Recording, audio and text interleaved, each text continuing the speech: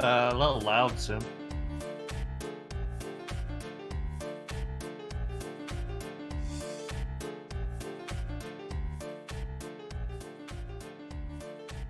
There you go. There we go.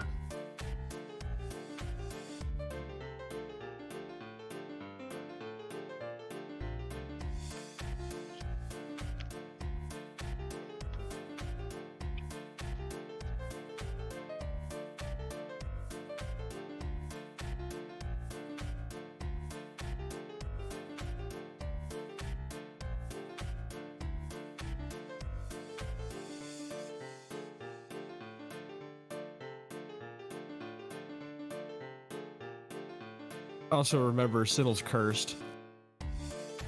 Oh yeah, I remember that now.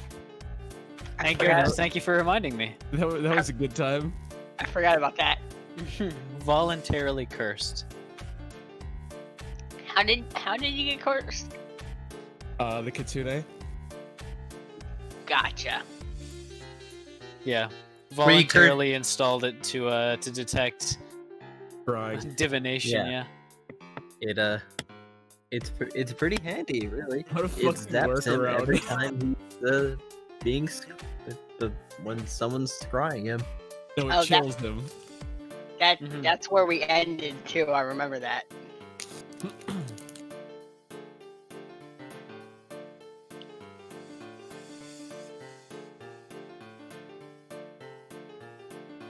Yeah, I had remembered that and included it in the message. There we go.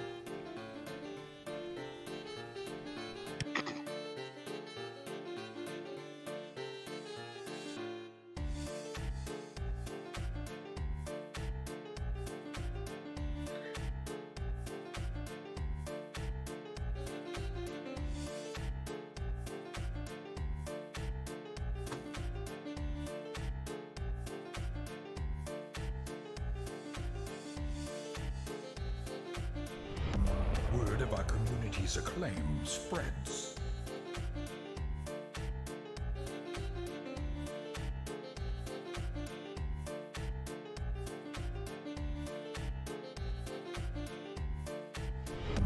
Word of our community's acclaim spreads.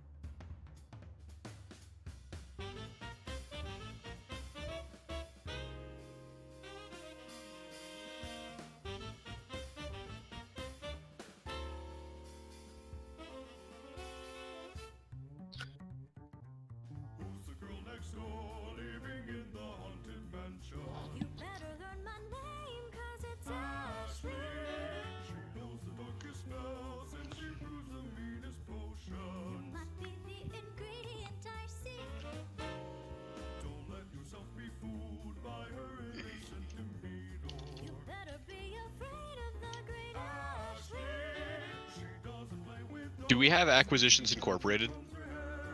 No. I don't think so.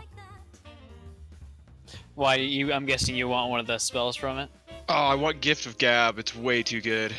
Give me... I'm gonna look it up. It's a reaction in conversation where it makes them forget the last 6 seconds. So if you said the wrong thing, they're like, no. You accidentally insulted the noble son. I didn't say that. What I meant was... Yeah.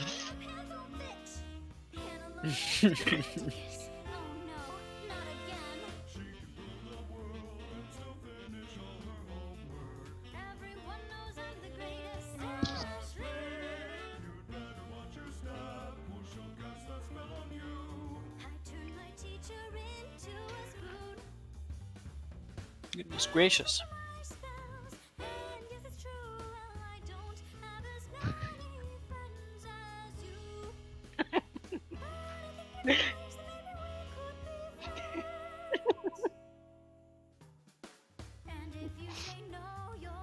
Yeah?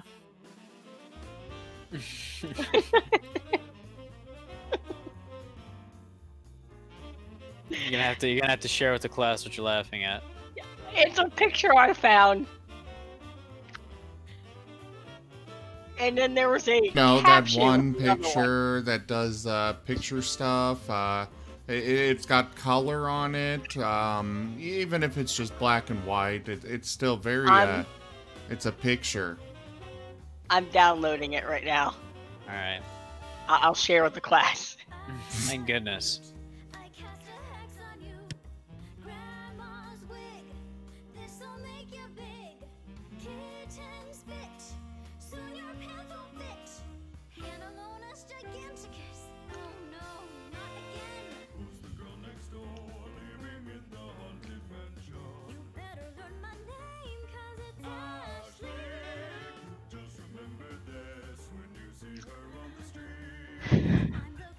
This is the culprit. No, I'm gonna send you the picture of the culprit. Okay.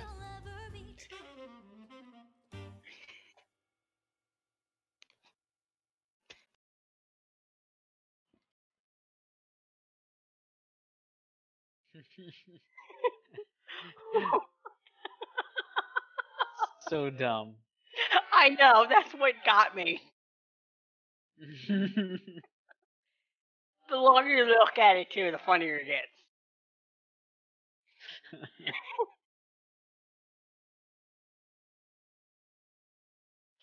I may be tired.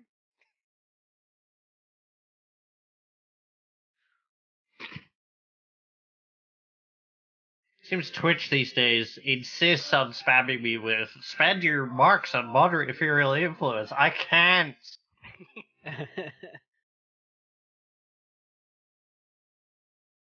I know, I got so many bits and I have nowhere to deposit them. Well, if you have bits, you could deposit those in the channel. Or, Cobalt Mercs. Oh. Well, you could come to a different game. Somebody's going to get a major influence. I'm planning it because I got. Let's just run into the Saturday game and spam game-breaking influences on Delva for all of the shit he's done to us. Hell yeah. I mean, that's absolutely an option. We also have a new game starting on Sunday. Really? Yeah? Yeah. All right, everybody. Hello and welcome. I am Razim, and this is Echoes of Eberron Dungeons and Dragons. Hello? I will turn it over now to the bastard that cursed me, Mickey Mouse. Oh boy. You said a bad word.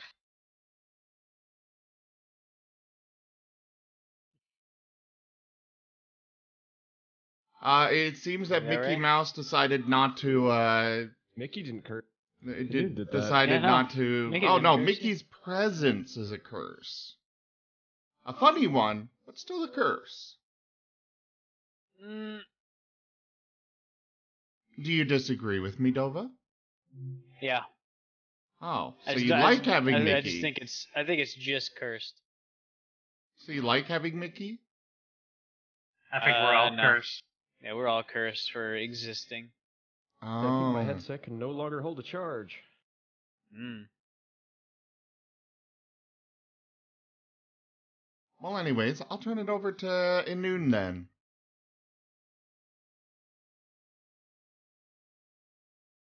Oh, All we right, got well, influence already. My hamster is getting antsy. If we be adventurers, let us adventure. That was quick. Yeah, well, last week we were over in the other country. I don't have the map in front of me. Here, I'll put the map up. And then we had to escape a bunch of guards that were coming after us, and we just portaled out of the basement. And then we just, you know, stood around the house. We had some food, and we leveled up. Yeah. We had crab. We ate more crab. Lots of crab. So much fucking crab. An Also, obscene amount of crab. successfully training pudding. Mm-hmm. A lot of you're making him smarter. He seems to grasp the concept of things and possibly object permanence. He's Not quite like sure on that last one. he was at the level of a dumb dog.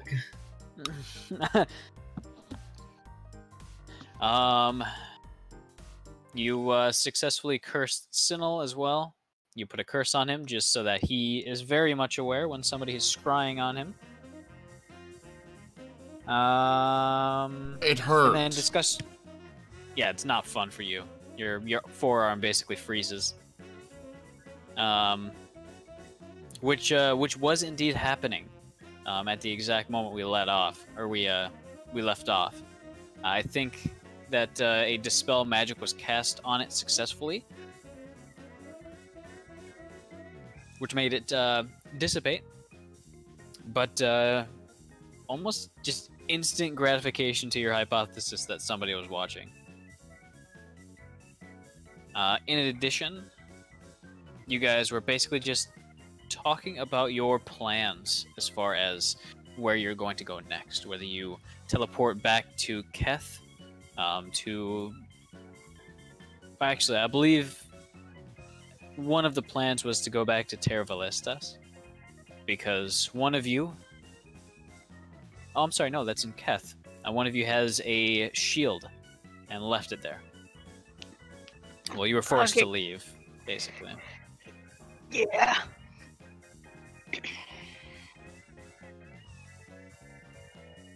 I gotta pick up my custom. Mm-hmm. Your commission. Mm-hmm.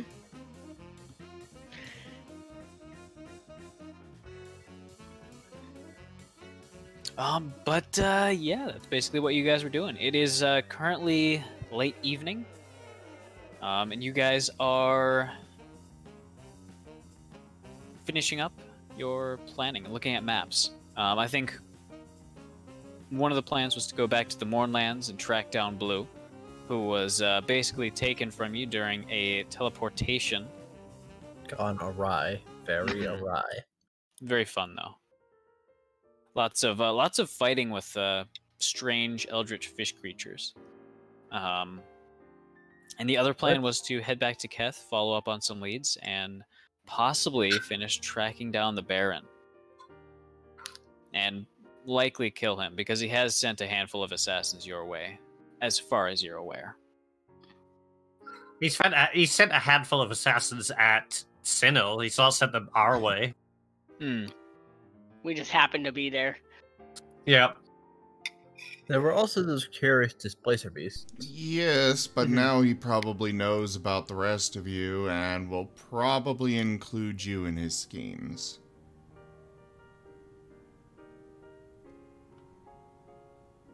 Why are you wanted again? Well, he enslaved my town, and I disgraced him and kicked him out, and didn't decide to kill him. Instead, I let him run off in banishment, basically. And yeah, definitely should have killed him. Funny how those things keep coming back to bite us.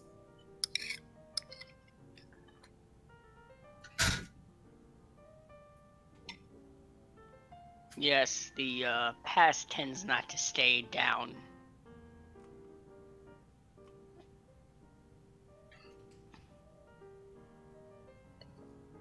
Dusty looks away nervously.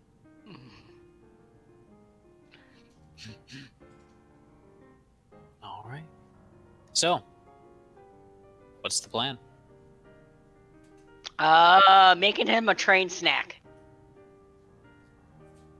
You need to find your find a train snack. Yeah, always finding a train snacks. The last couple rides have been very disappointing. But we don't ride on trains anymore. So is it truly a train snack? True. Just outside, past the front gate, you hear the subtle rumble and a clatter of a carriage outside, kind of stopping near the gate.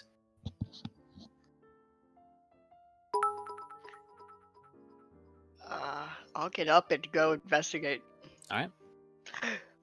Looking out the front door, you can see that it is a covered carriage with a handful of large crates in the back, and kind of stepping down, holding a paper-wrapped canvas package, or sorry, a paper-wrapped package, is a kind of a strikingly colored tabaxi.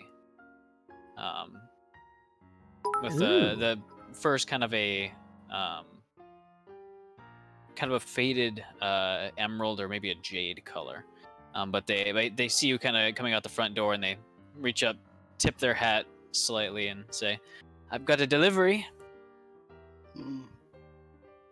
I nod and I'll go down. All right. As you open up the gate, he kind of hands it to you, and you feel that it's fairly dense. And a letter from the same sender, supposed to be received with the package. Here you are. Thank you. And he'll tip them. Have a safe night. You as well. How much you tip them? A Galifar. All right. Always They'll tip give them. they'll give a smile and hop back up in, and with a slight flick of the reins, the carriage sort of rattles off towards the north.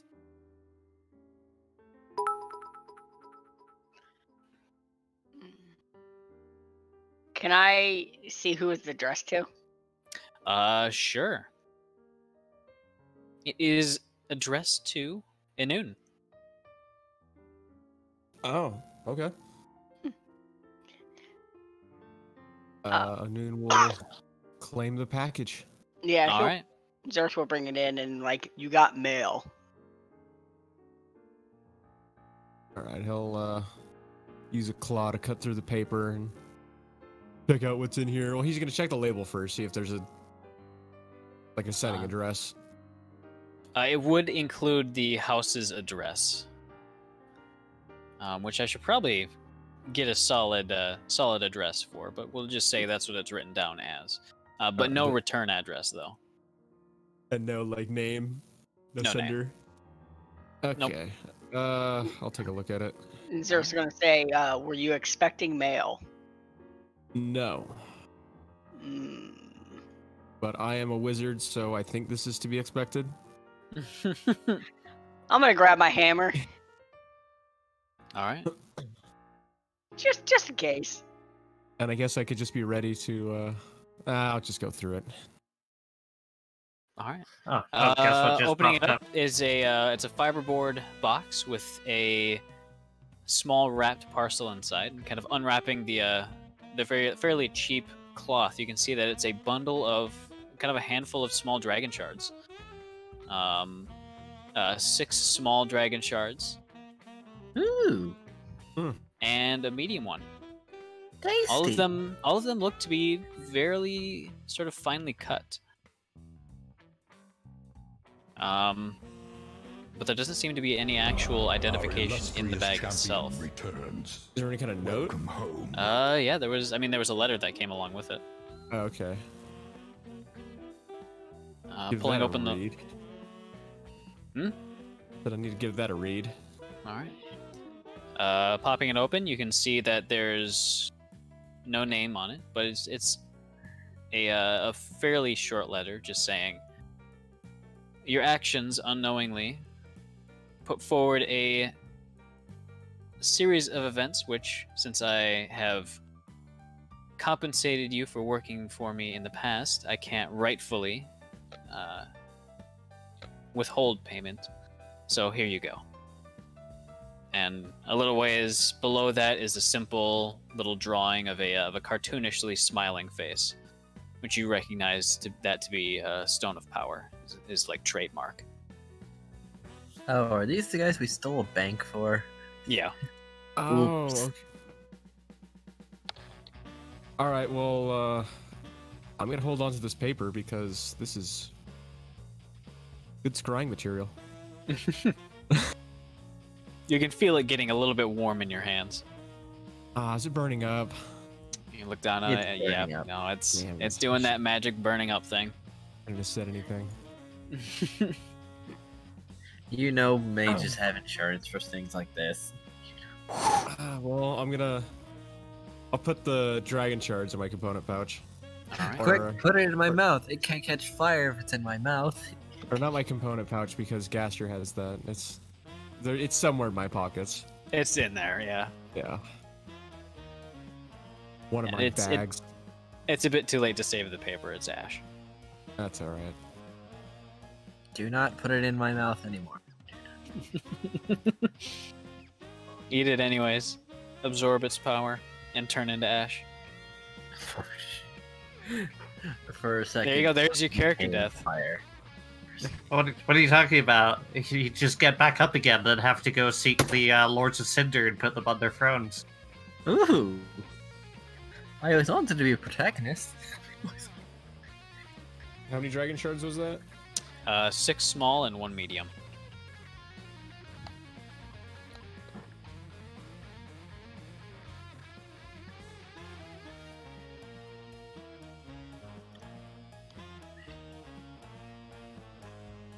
Oh yeah, I need to get my throwing axe out of the wall. Yeah, that's still lodged very firmly in there. But you got enough strength to just wedge it out. Yeah, it's fine. I'll get it back. It's way up there. It's like in an archway. It's like 10 I feet off the ground. I can just imagine Zerf like somewhere cowering on a piece of furniture with his tail wrapped around him, like this giant scaredy cat. Don't mess with the squirrel. Don't mess with the squirrel. Like that like mohawk like mane that he has is just like there's just a straight line straight down it. Little corner cut off of a few of them. Yep.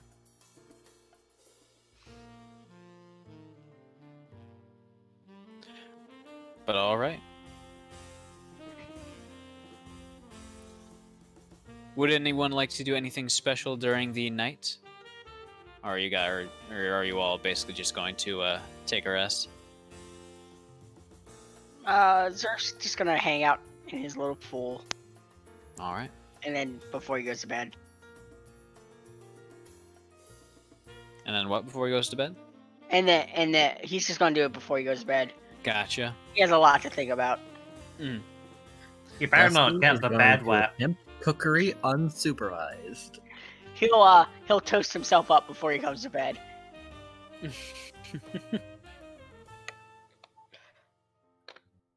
All right. Okay, Night passes fairly uneventfully as another fairly chilly dawn rises on the horizon. Well, it is winter. Mm-hmm. Last night it did seem to snow a little bit, so there's a very light frosting of snow everywhere, kind of covering up the footprints leading to and from the front gate, which you guys would have left last night.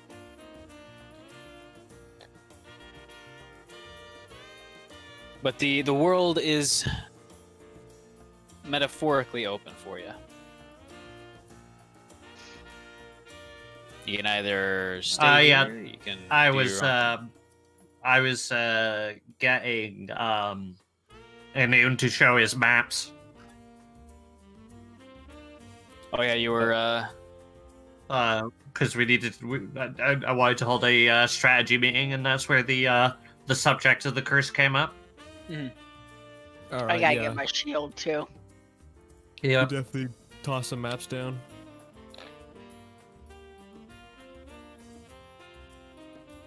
All right. In our lovely living room. That's pretty The large sparse. study. Study's on the second floor. Yeah, we don't have a war room yet.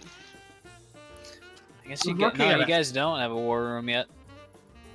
I'm thinking of putting that in the basement somewhere if she'll allow us. Yeah, we can probably do it there. Like, If there's- I swear there's some dungeons down there or something which could probably be renovated. Is there not like a? This is a giant manor with servants' quarters. Was there not a library? There is a library. Look at the map. Oh, isn't that where we have all the books and stuff? We just throw a big table in there. We have a war room. There, I'll repost it. That's the first floor. Alright. But I need to redo that map because I lost my progress on it due to reinstalling Windows. Yeah, the library is on the kind of in the lower right hand corner. Oh shit. Right next to the stairs to the basement, actually. Those spiral stairs are stairs to the basement. There's two sets, one at the servants' quarters and one at the back. So you're in prime position to use the library there, Noon. Oh, I need to actually go look through that library and see what's there. I have no idea. That's completely up to Dova because I haven't bought any books for it. I believe the library is reserved to fairly light reading. In fact, a lot of it is a lot of the shelves are actually empty at the moment. No real sort of substantial books have been bought yet. It's just sort of to fill the shelves at this point and look good. Yeah, we're not. Surf and I are not really book readers. No. I guess that's where Noon will put the books he doesn't carry anymore. I question my readability. Like I have 3 tomes on Dragon Chest, I'm pretty sure. Zerk wasn't the exact learned reader to teach you, so. You could probably get rid of those large tomes at some point. That's No. up to you, Oh though. no, I already put them down. I just didn't put them in the library. So Ah, Heavy Never in books your are room. great defense weapons. it's true. Great catapult ammo. Oh, yeah. The spell miss- that is. Sometimes I miss like the scroll mage from Pathfinder because you could turn scrolls and books into weapons. That's pretty rad. Yeah. It was one of the advanced classes that you could get. Basically, like any kind of magical scroll or something like that, you could turn it into, say, a sword, and the sword would be like imbued with the magical effects. So it'd basically be like wielding like a +1 weapon with like extra fire damage if it was a scroll of fireball or something like that. Mm, That's neat. yeah. So like letters can be weapons. Sorry, I think Tsinil, you were going to say something? I was just gonna say that,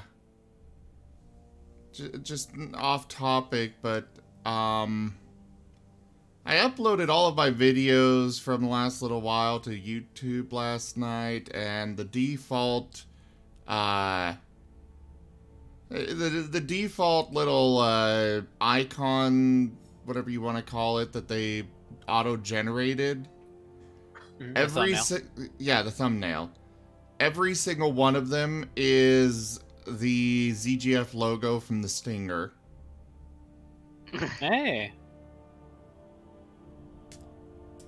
I was hoping for some more variety, but apparently not. It takes it from the same exact spot and. No, it doesn't same take it time from frame. the same time.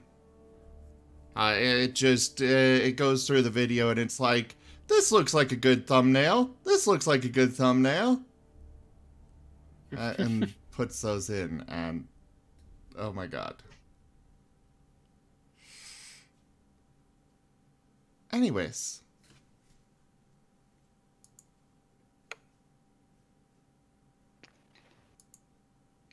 I should probably get a battle going.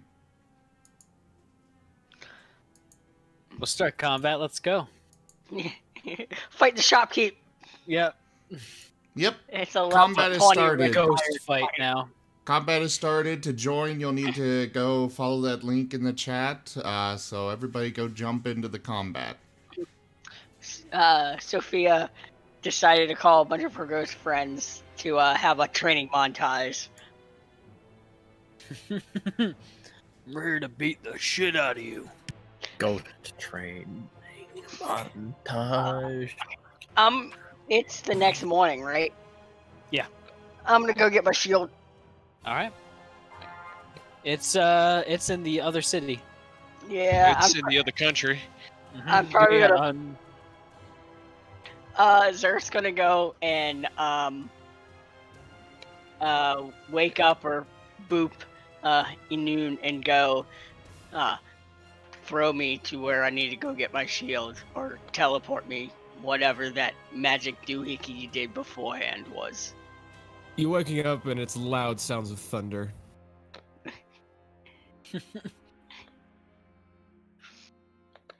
Alright, he's gonna take his shot and then look at you and go, what?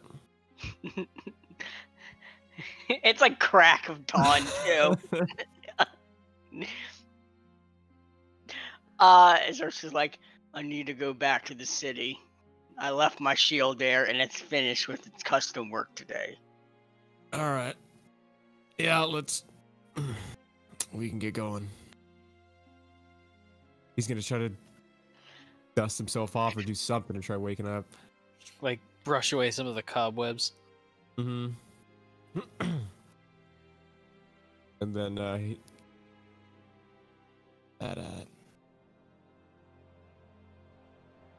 Alright, I'm gonna...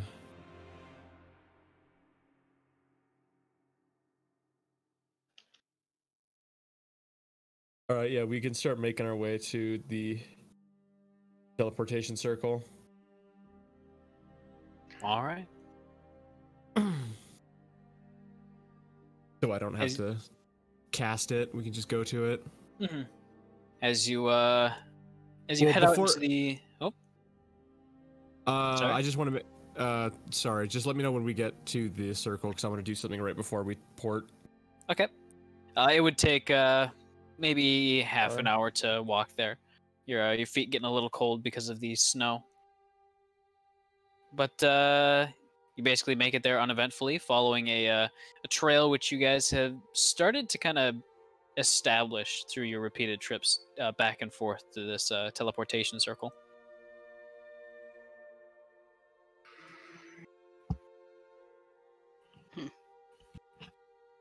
And what would you want to do before you got there? Animate Dad. All right. Get the bone boys ready to go. All right. Your bag kind of rumbles and twitches a little bit as everything inside comes to life. Windows XP noise goes off. All right, cool. Then I'm gonna refasten the bag. All right. Need them reaching out at me again.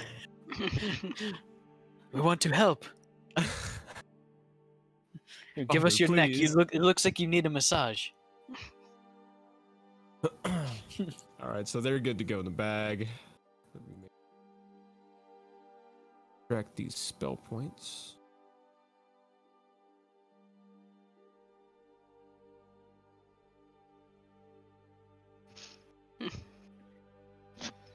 All right, and then I will shoot for. Is it Terravalastus? Keth. Keth. The I believe that teleportation circle is in the basement, or sorry, in the sewers. Oh, is it? Oh, Oh, that was a fun one. Mm-hmm. That's why. Because I have the catch smuggler's hideout. It's Keth.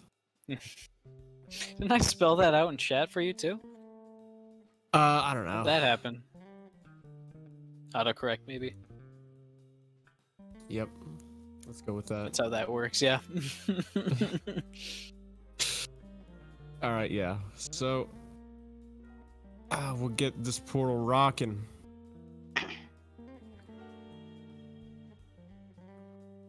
All right. So the two of you teleport out. The scenery is much like the last time that you were in here. A small kind of perilous rock path traversing through a very, very inky sort of null space.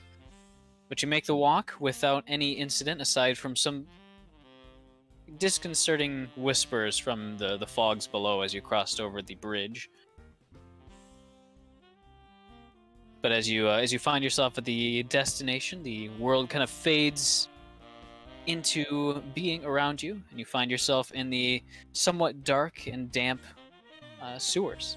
A little carved out niche to one of the main lines. The magic in the teleportation circle below you sort of glowing a kind of hazy green for a moment as it fades away. That circle is a lot more useful every time. Yeah, it's a lot better than the train. A lot cheaper. That is very true. All right. Well, see what we have here.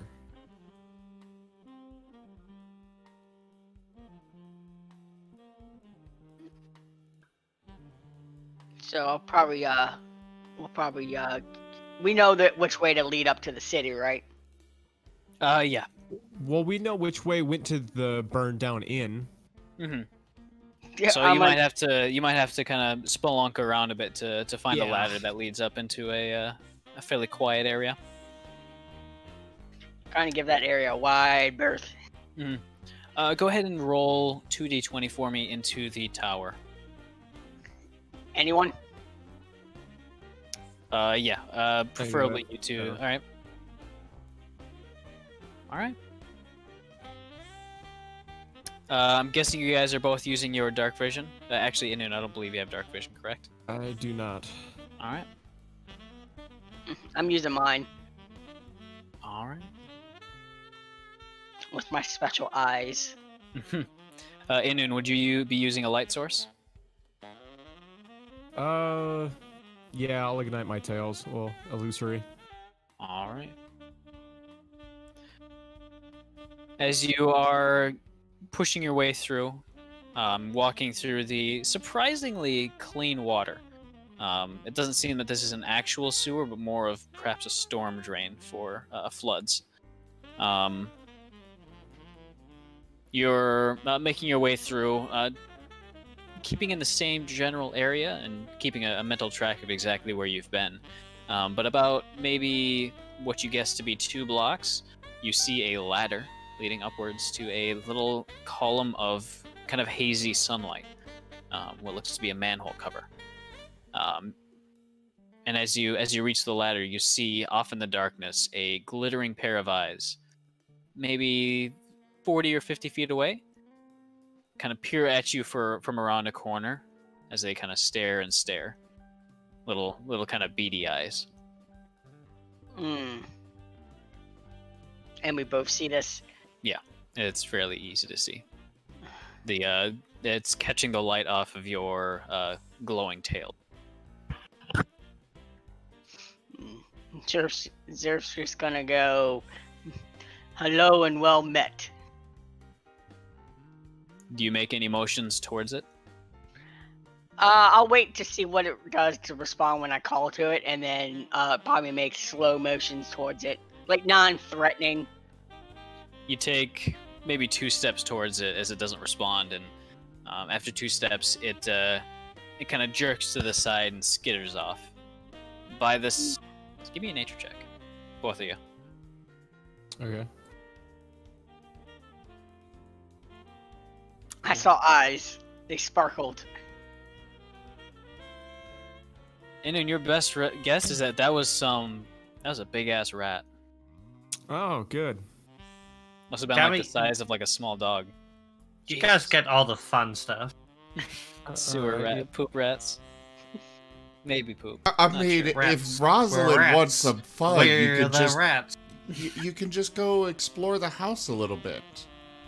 Yeah. No, because and if you say that you've put traps everywhere, I already specifically prohibited you from doing it. And is that Remember, supposed to actually stop me from doing The so? The agreement was that you keep them to your room. If you don't, I will kick you out on the street. Well, yeah, the new ones are kept to my room. Actually, Tsinil, can you give me a history check? Teach my hamster I want to see how many you actually remembered to remove, because in your state, there was probably some that you don't remember putting up. Oh, there definitely are. There's like, Damn, I was hoping that would be a low roll. A nat 1. I don't remember anything. I'll write that down. As far as you know, you got them all. All of them that you intended to take down, that is. Yep. As far as I know, they're all gone. Mm-hmm. All right. Dusty, what are you doing? Well, if he's not needed, he's probably back outside, and he's probably trying to ask DeSoda to like be a mediary between him and Pudding, but he doesn't know that DeSoda cannot speak to Pudding. To Pudding. He just thinks, And- all right, maybe someone who's closer to Pudding's level could get it.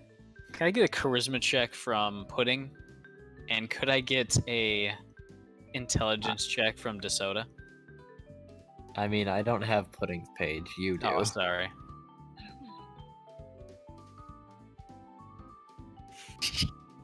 Oh my god, it's working. Why am I rolling so high? I'm glad for it, but this worries me Nova, for the is it later working? bad ones. All right, so DeSoda, DeSoda kind of has his like sheepdog instincts are kind of bubbling up to the surface here as he's almost trying to cajole it into behaving, kind of running circles around it and maybe doing a few kind of affirmative or authoritative barks here and there. Charisma has no friggin' idea. It found a daisy and is currently kind of dissolving it, and it's just having a blast of a time. Since it did roll a -4 on that charisma check. Oh my god. Yeah. Wait. So then it has 0 charisma. There's 1 charisma. It rolled a natural 1. Oh my god. That seems about right. So it has a -5 modifier on charisma. Oof. Ooh. Maybe Dusty should have gotten some meat. Again. I mean, you still have some left over, so if you want to try to re-roll that, go right ahead. Well, I mean, That like, would cost the rest of your absolutely. meat, though. I mean, like, I'm not gonna sit back. DeSoda's the mediary, but I'm still the person in charge. Do you Alright. think I'd leave those two alone? Give me your animal handling check, then.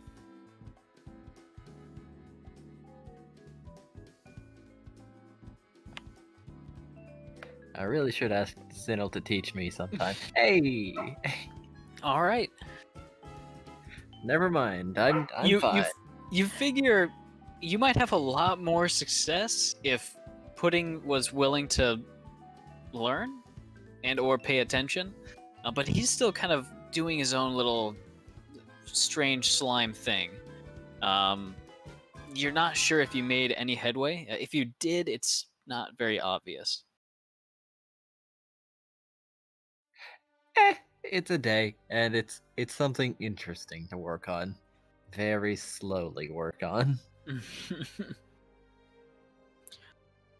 Back in Keth, back in the sewers.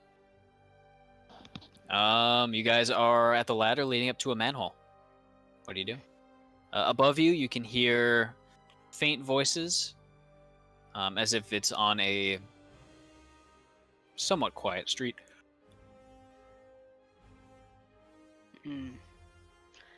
You want to go first, or should I?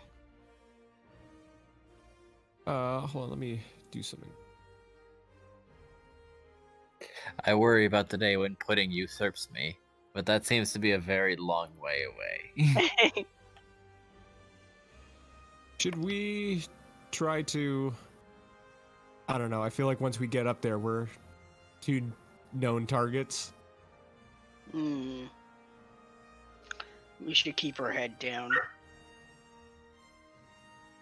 Let me see, because I have a scroll of alter self, but I don't know if you can use it. I should be okay. Are you sure? Yeah, I have the Cloak of Elvenkind, so anybody doing perception checks on me has disadvantage. I just kind of blend in with my surroundings, and it gives me advantage on stealth checks. Noon's just gonna put his hood up, and, well, if he needs to, he can run into a building and drink that potion. Zerk will put his cloak hood up.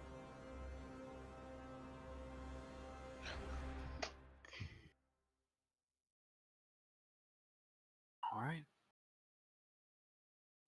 Sorry, Zerth, you were going up first, correct?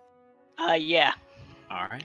Because nothing's more better than a gator coming from the sewer. Give me a stealth check. Okay. As you very lightly push up on the manhole with your head. Alright, give me 1 second. Nope.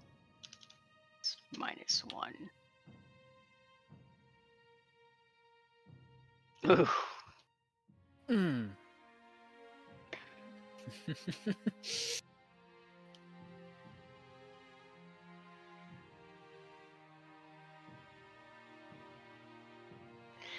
Yes, nothing to see here. Nothing to see here at all. Ow.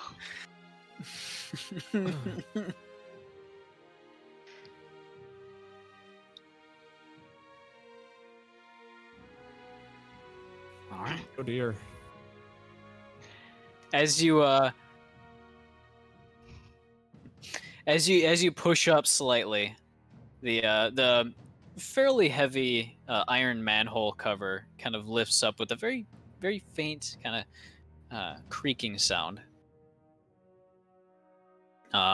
Your very flat head is very nice for kind of looking through, but at the exact moment you push up, it seems that somebody was walking past, and you feel a very faint jolt as it feels like their toe catches on the edge of it, and they just tumble down almost directly down onto their face. You can just hear them tumble to the ground and throw up a big cloud of dust.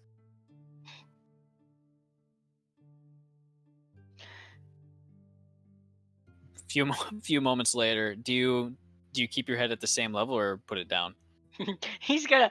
So I know somebody tripped over me, essentially, right? Yeah.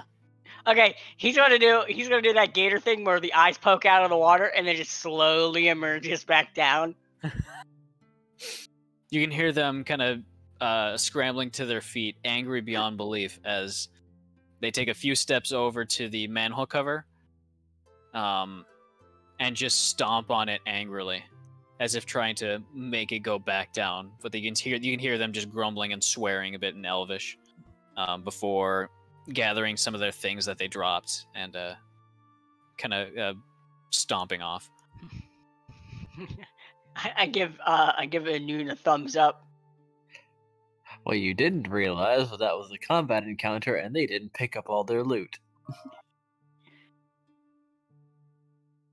I mean, it's on you. Okay, I'm gonna wait a couple minutes and then try it again. All right. We should probably Go get ahead out of and- here before they start telling the guards about these sewer gators. Go ahead and give me a stealth check. Okay.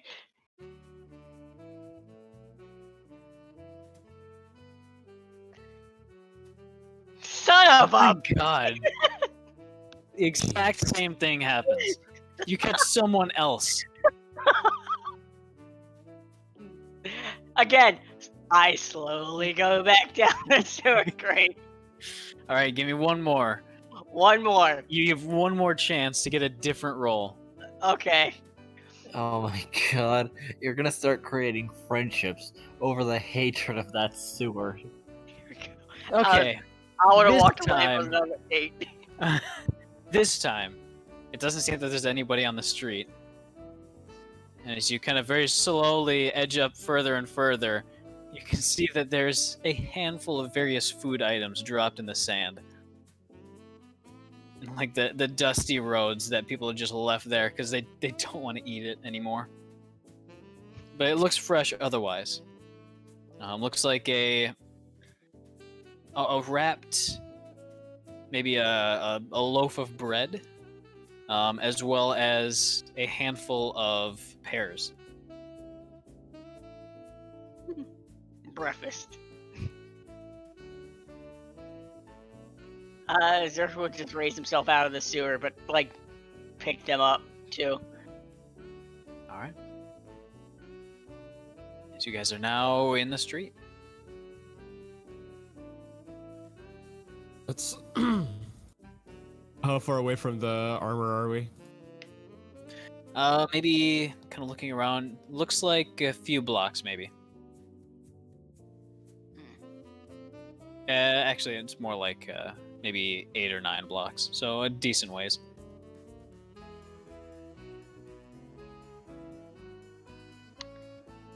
We'll probably stick to like the alleyways. All right.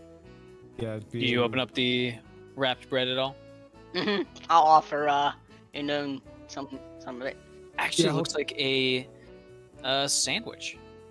Cut in half with the interior being a little bit of cabbage, some pickles, a white sauce, seems to be mayonnaise, and a very kind of funky and tangy, very thinly sliced cured meat.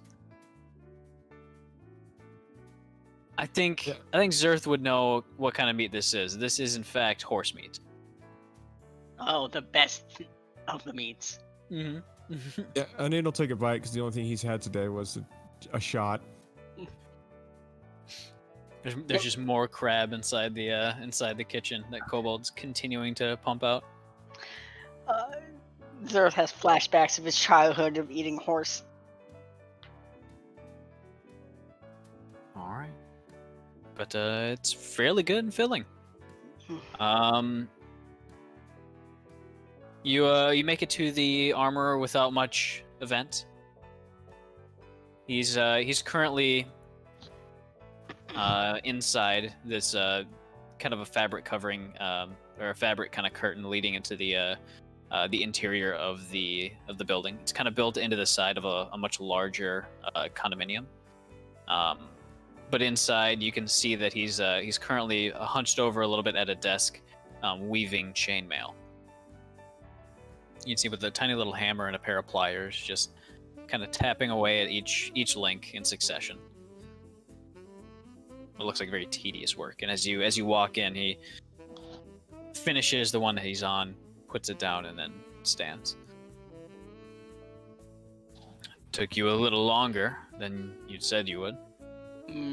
Yes, my apologies. Had to take a longer detour. Your shield is ready. It didn't give me any trouble. That's good to hear. He pulls it off the rack, removes the canvas covering, and hands it over to you. It looks fearsome. And as you kind of tap on it with the tip of your claw, you can feel that it has the same sound of kind of a hollow bone, but it feels much sturdier. You can definitely feel a very faint magic to it. You did excellent work. It just nods. I'm a bit busy at the moment, so I'll get back to what I was doing. Yes. If I had... as a fair warning, we never made this transaction. I do not know what we're talking about. He goes back and sits down. Okay. I'm gonna keep it wrapped. I'm gonna wrap it back up. Like he quickly looked at it to make sure it was like really good, and then wrapped it back up. Just so because he doesn't want to draw too much attention to it right now. Gotcha. And he just gives Noon a wide smile. We have much to discuss, but let's go back.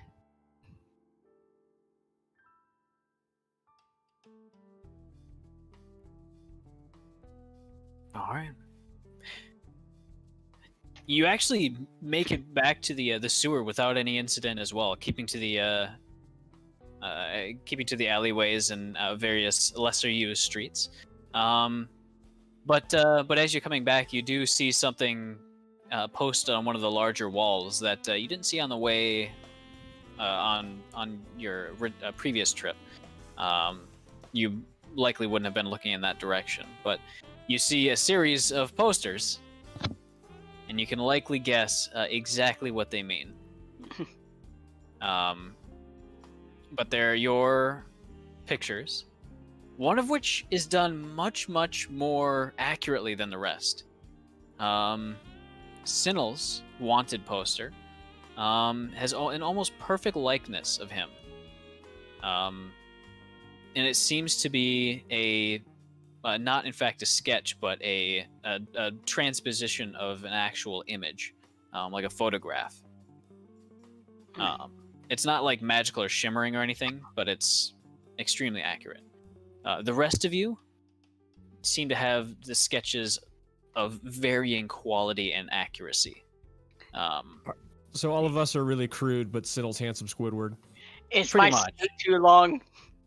Yeah, you're actually like, you know those like river caimans? The one with the super long snout and like the little, like the bulbous end to it? Yep. Kind of like that.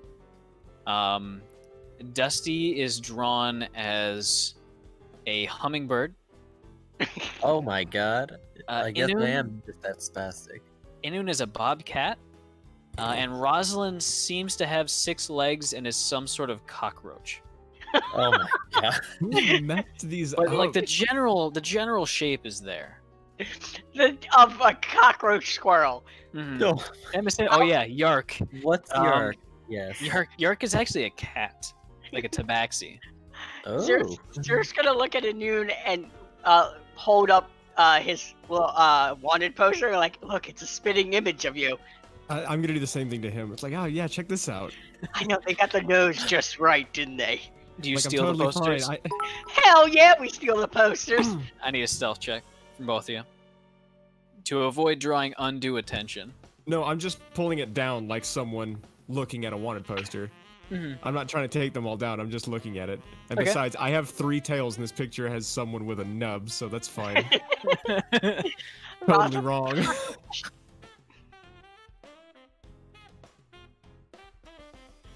I want these framed in the house. That's pretty funny. All right. I do need a stealth check from whoever is taking them. Ooh. Was he taking all of them down, or was he just looking at one? I was in the process of taking mine and Rosalind's down. Oh, okay. You could probably take the rest down. Oh my god. Nino wasn't really looking to take him down. He was just looking at the one. Zerf really wants these. I It'll mean, be we could just great go- in the. It'll be great in the hallway. We can go back into the shadows and I So- can just so- mage them. So right behind you, there's a fairly sizable commotion as a series of carts passes through, kicking up a large cloud of smoke as you guys are basically rolling these up and tossing them in a bag of holding. Or Zerth mainly. Mhm. As the dust clears and as you guys are walking away, you notice that there's a literal like platoon of guards that were marching by but completely obscured by the dust. They're facing the other way and walking away and didn't notice you at all. By pure luck, it seems that you're getting away clean-handed. Good. It's the greatest one ever.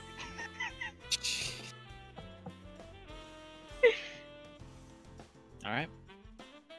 As you guys head back down to the sewers, Inun, we're gonna cast teleportation again, correct? Yep. All right. And you'll make it back home fairly uneventfully. Upon returning, oh, that's a Padlon.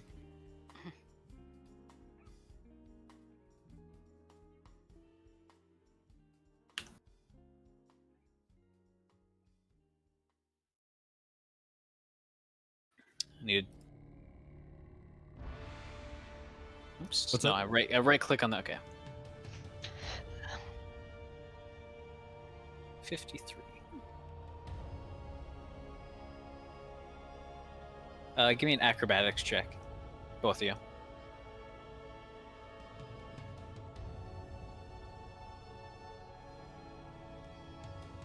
Get ready. I'm ready. Okay. Ooh. All right. Zerth, you take 3 points of bludgeoning damage. As when you fade back into reality, you are upside down and smash your head on the flagstones. Inun, you're quick enough to kind of push off, and you only end up lightly bruising your hand and your side. I'm gonna stand up and brush myself off. I need to figure this out. We need to stop having such rough landings. We need more practice with that thing. As he's rubbing his head. We'll put cushions around here. All right. As you guys are walking back, what's everybody in the house doing? I'd probably go be pestering Tsinil. All right. Tsinil, what you doing? He would be in his room, probably checking all of the traps for about the 30th time. All right. Dusty, would you just like barge right in? Yes. All right. Uh-oh. I'm assuming you have at least a few bucket traps set up. Most of them are meant to be lethal. Give me a dexterity saving throw, Dusty. With pleasure. Oh no. As with almost an artistic dancer's flair, you do the splits as the door kind of flings open inwards. You do the splits, do like a ha as a pickaxe swings just a few inches over your head, and probably would have gone right through your neck if you were standing. Your traps are bad. That would definitely not be the only trap triggered by the door opening. Let's say you were in the middle of troubleshooting the other ones. Okay. You were with having that. trouble with getting them to trigger all at the same time. They interfere with each other. Okay, I'll accept that. Well, I'm in the middle of working on them. What? Now I've gotta go reset that one back up and... What? You should put more firepower behind it. It needs to have enough power to go through the wall, not just the door frame. Oh, don't worry. I got the firepower figured out. Oh, okay. How do you teach an animal? How do you make an animal want to learn something? The soda's great, but pudding's like just eating flowers. Well, first off, it kind of needs to be an animal.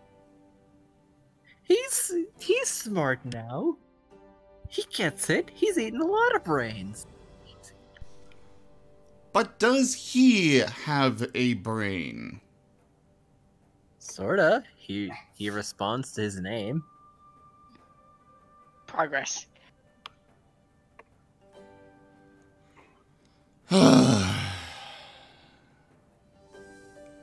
Alright, let me take a look.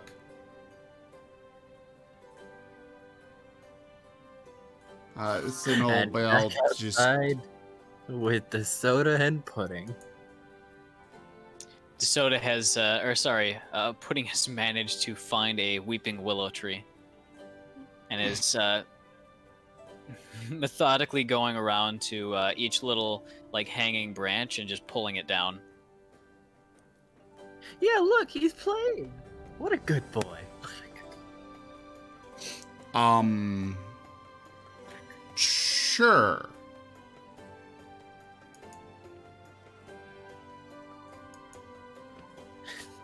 What do you want for me to determine if there's actually any chance of training this thing?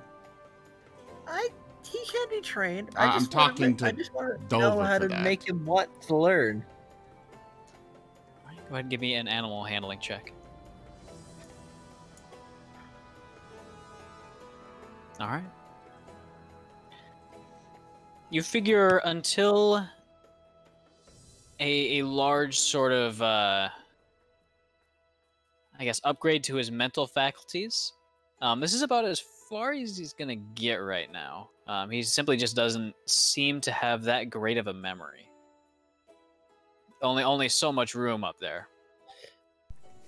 But at this point, he seems to understand simple commands. Seems to understand not to eat a certain few people. And an animal. Mm-hmm. And an animal. He's gotten better. You can see that.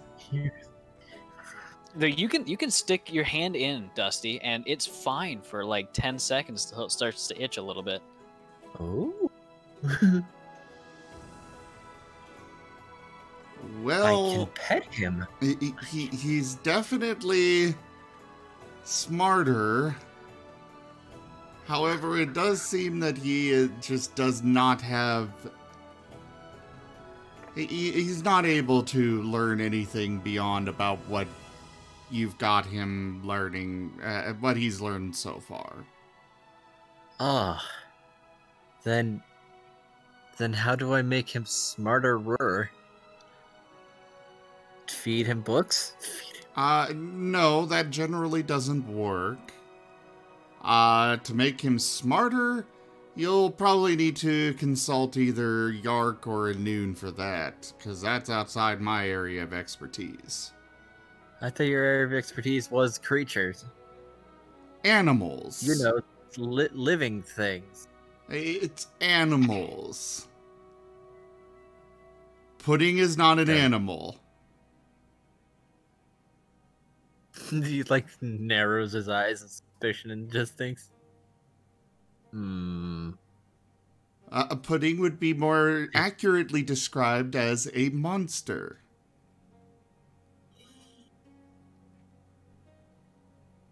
I guess?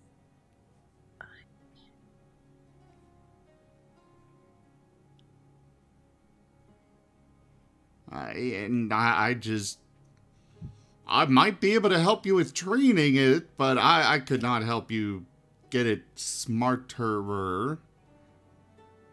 He does the little air quotes sign with that. Huh. Find some other way. to make it smarter. Maybe I need to read. That would Maybe I probably need be to a good books. idea. That would All right, definitely you be a can good go to idea. reading books. You can- I can do what? Well, you were in the middle of agreeing with me, and then I made another statement, and then you finished agreeing me. By proxy, you agreed to that statement also. What did I just agree to? Eating books. No, we're not eating books. That will I'm not eating get you books. smart.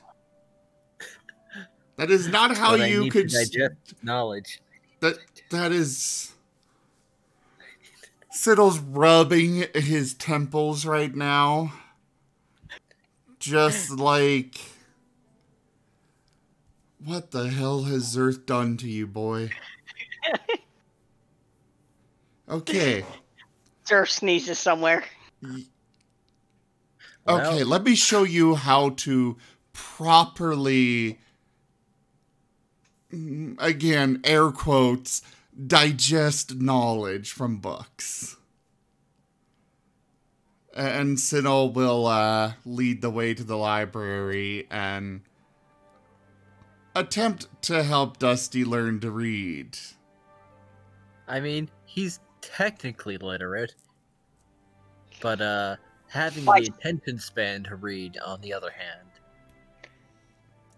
Tsinil will find a really good, I'm sure we probably have one in the library, but a really good adventure book. All right. That might get him more interested. Grabbing my pencil. Sorry, my pen. Oh, are you gonna? Piece of paper. So you're not prepared. So you got to write out the book for him. Yeah, the entire book. Okay, so you're gonna be busy for a little bit. A few hours, yeah. All right, that's fine. Guys, it looks like I'm the DM now, so because I refuse. Dova's. You're currently role playing. You are involved. I am the DM since I have nothing to do. There you Wahaha. go. Ros, what are you doing, Roslyn?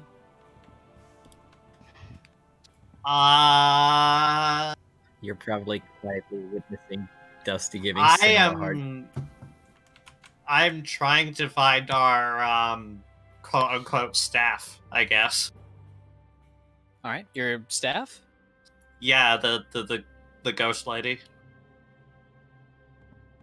All right. Since she technically seems to be going back to her old role as maid.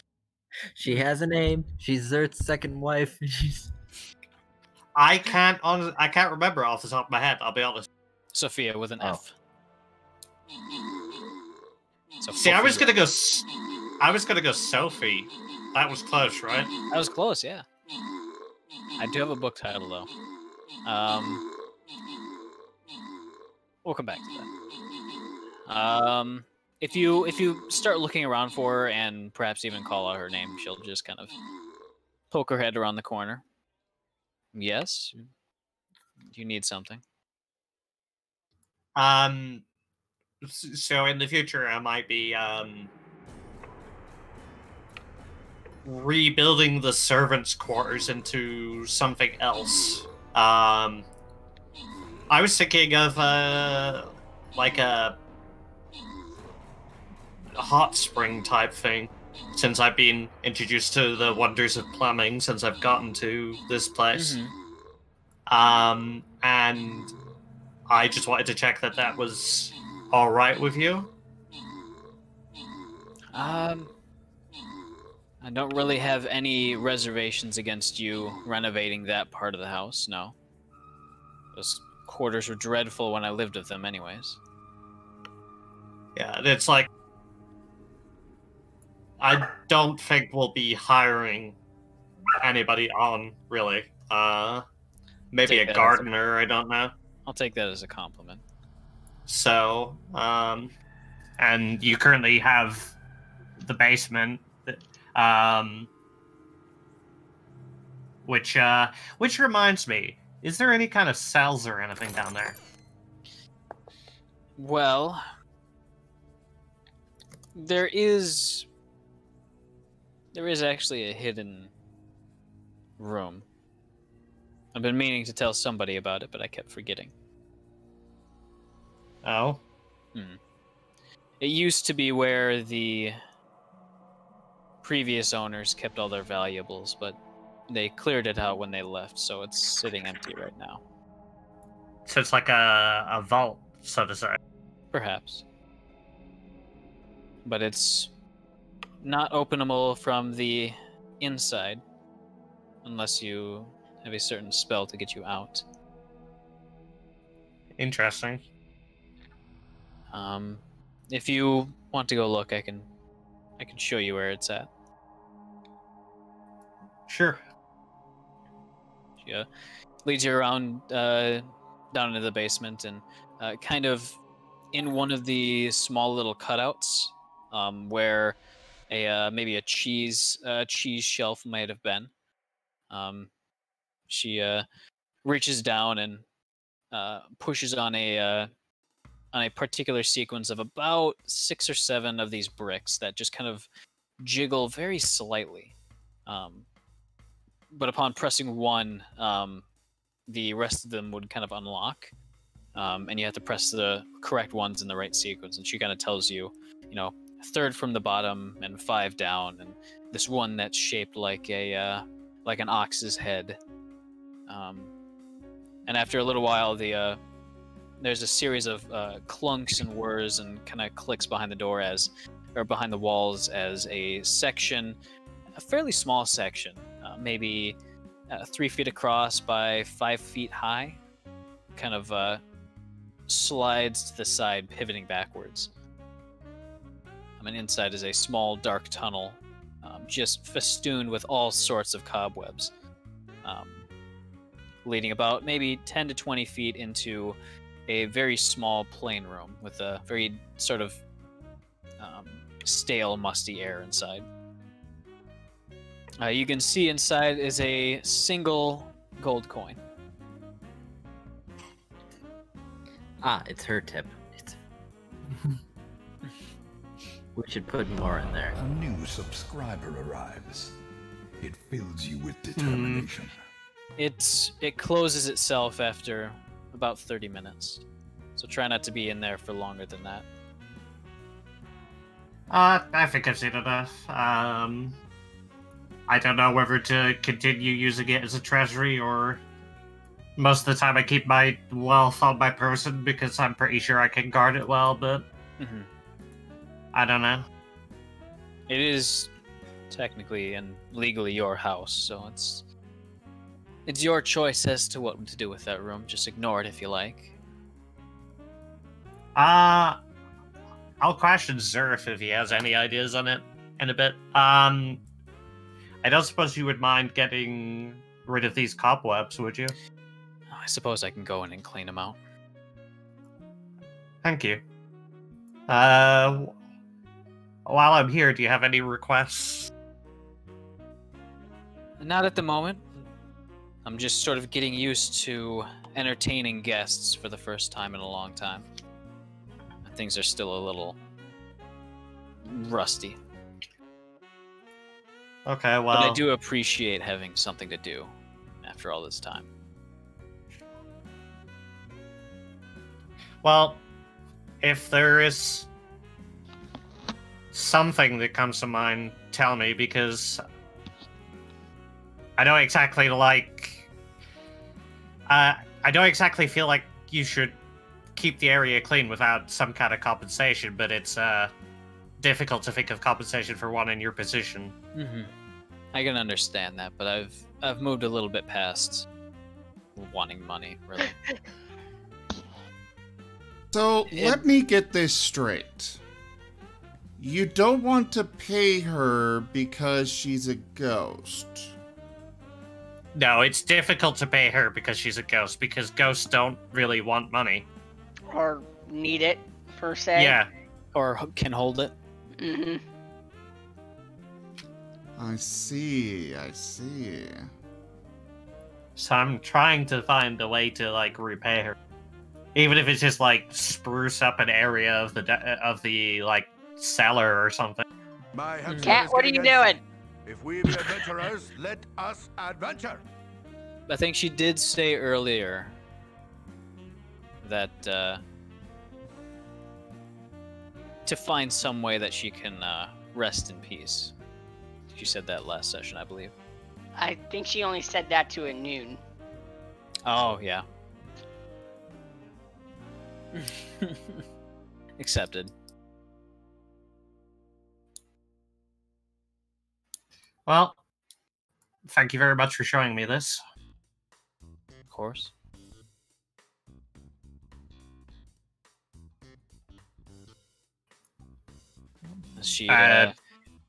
As she presses down on one of the stones, as you can hear the click and sort of a kind of a grumbling inside the wall.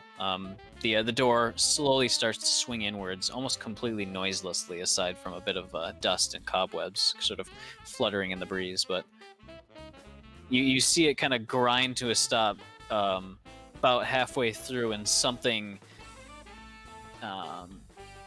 You can hear like a clattering, shearing of something inside the wall as it appears to break.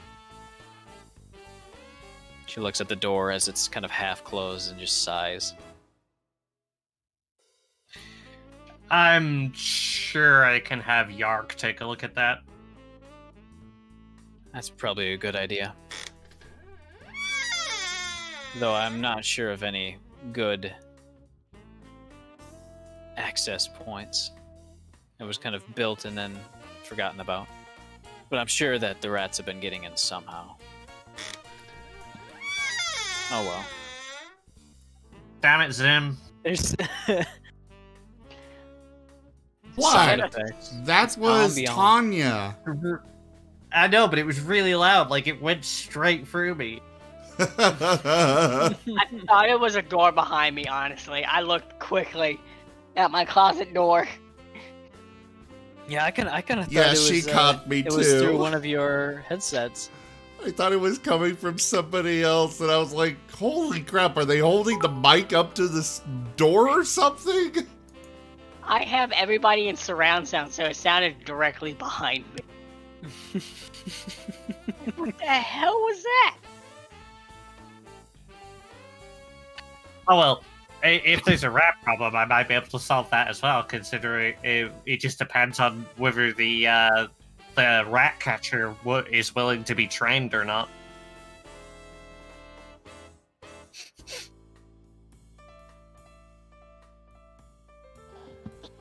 Give them time.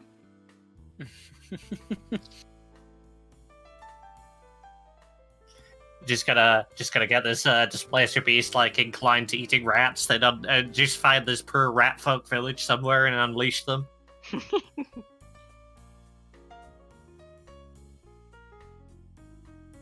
I mean, Yark's little pseudo dragon's just about to wake up. Get in there. Either way, she kind of fades through the door and starts pushing on it from the other side. I will go try and pull on it from my side. You said it was still like sort of half closed, right? Yeah.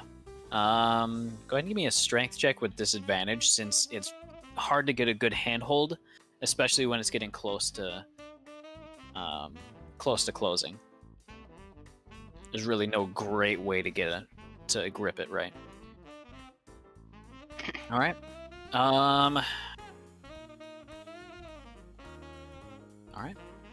The two of you working together manage to get it all the way closed, and you hear a very faint, kind of mushy click as it latches into place.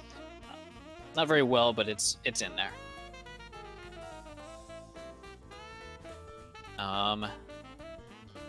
And it's just about at this point that Zerth and Inun would be making their way inside. And you'd immediately notice that nobody seems to be home right now. This is at the point where Tsinil and Dusty are kind of in the fields and making their way back home. I'm gonna take Inun over to like the living room and show him the actual shield.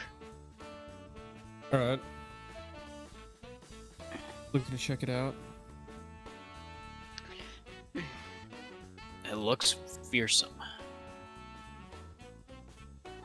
And kind of with your own magical knowledge, you'd see that it is in fact has a little bit of Mage-Rite work on it to make it very, very durable. Basically, just as, if not a little bit stronger than the steel and hardened wood beneath.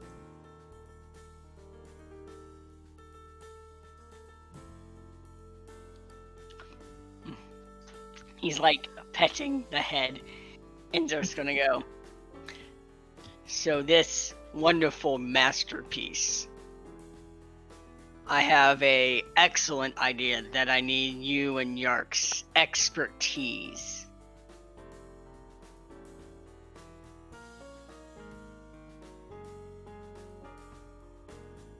Say again. Zerf's just saying. Scary. Oh, hold on. I got Cat on my computer. Cat. Okay. Land on the keyboard. So he's gonna say, since you are one that knows necrotic magic, and Yark is the expertise in creating items of magical mishaps, I would like to bring this wonderful head back to life. I don't know about just a head. Maybe if does like Revivify work on that? I mean, I can animate it, but I don't know what you're gonna get out of it. I don't know either. It's gone. It's been 2 pass gone for my ability to bring it back alone has. Because Revivify only works within X amount of time, and it's been in his bag for longer than X amount of time. Yeah, I'll check some tomes. But I currently can't help.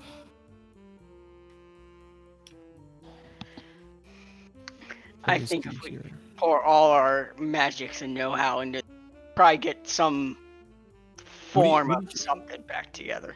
What are you trying to get out of it? Fear factor, really. Easier to accomplish tasks when you have a living, breathing creature on the shield that you can just kind of show around. What the fuck? What's going on there, Zerth? You have an int overflow? No, that was a cat laying on the keyboard. Oh.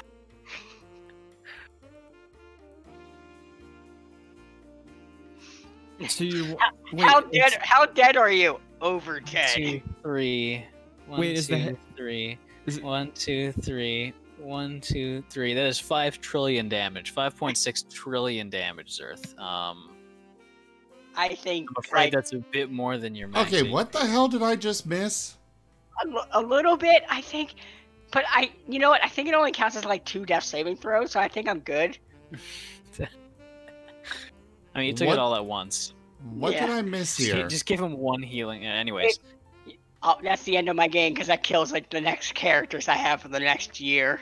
Just all your characters. You accidentally typed in 5 trillion damage into his wound section. As far as I know, 5 trillion, because I think a lot of it's buried under max and temp. Mm-hmm. Look in Echo's, the Echo's channel.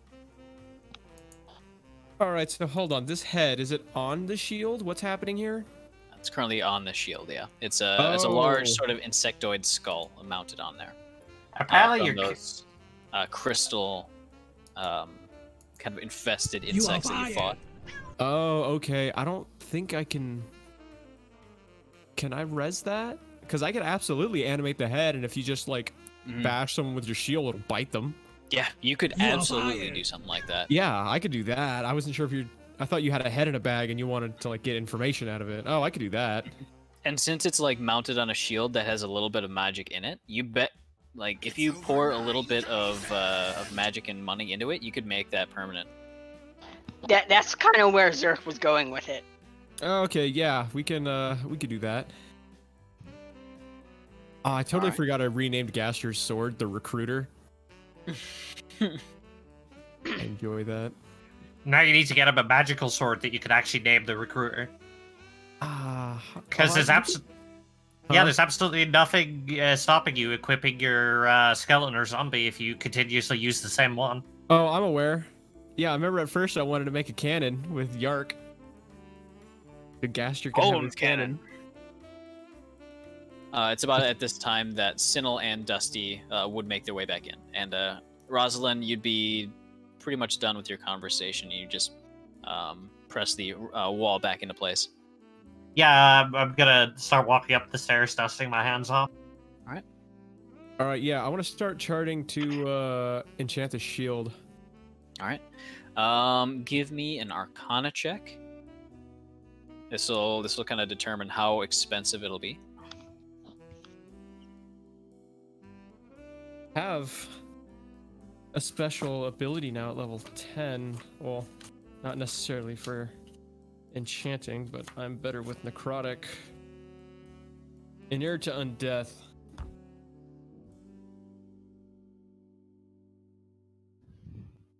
All 21. right. And since you require half, since it is necrotic spell, I'd say it's be half cost anyways. Yeah, since it's in your skill. How much does shield cost?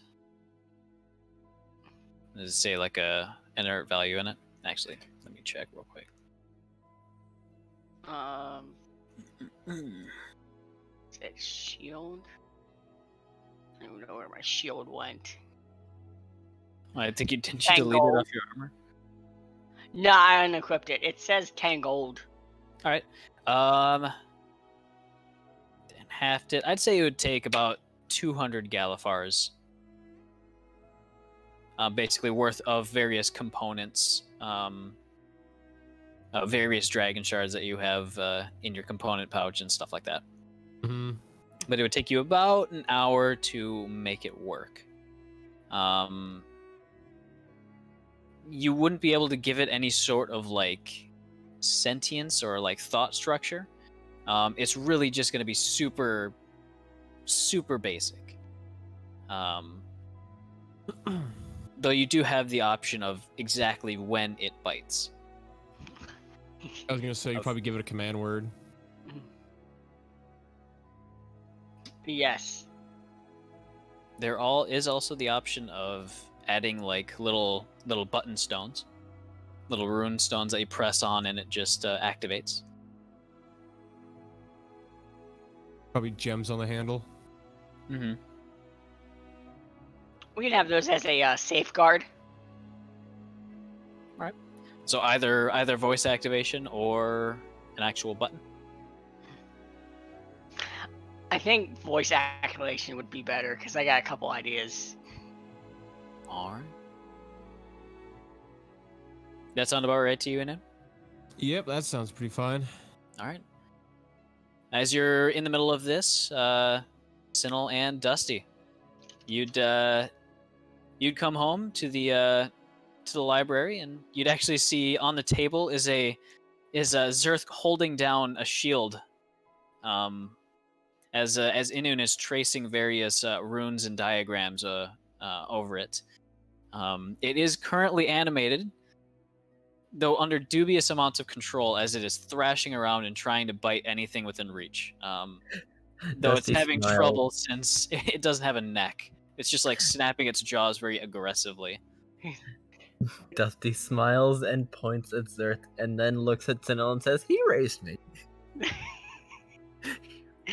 There's just cursing and Arwen and like common mix is like, no, don't bite, bad, down, out.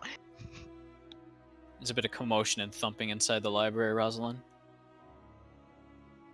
I'm gonna, like, stand at the top of the stairs. I'm going to rotate my neck as if it's not attached to my body. Like, there's gonna be some, like, eerie mic drop in the background.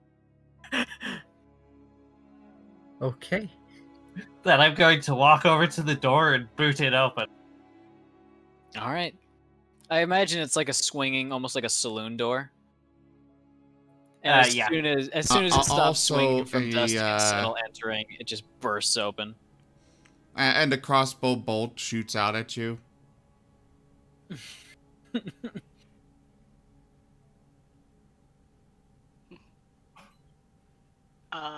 Zerf just waves his tail and goes, "Hi, honey." Hi. It's a temptation to put an "Are you winning, son?" meme in here. I mean, I don't know. I just got here.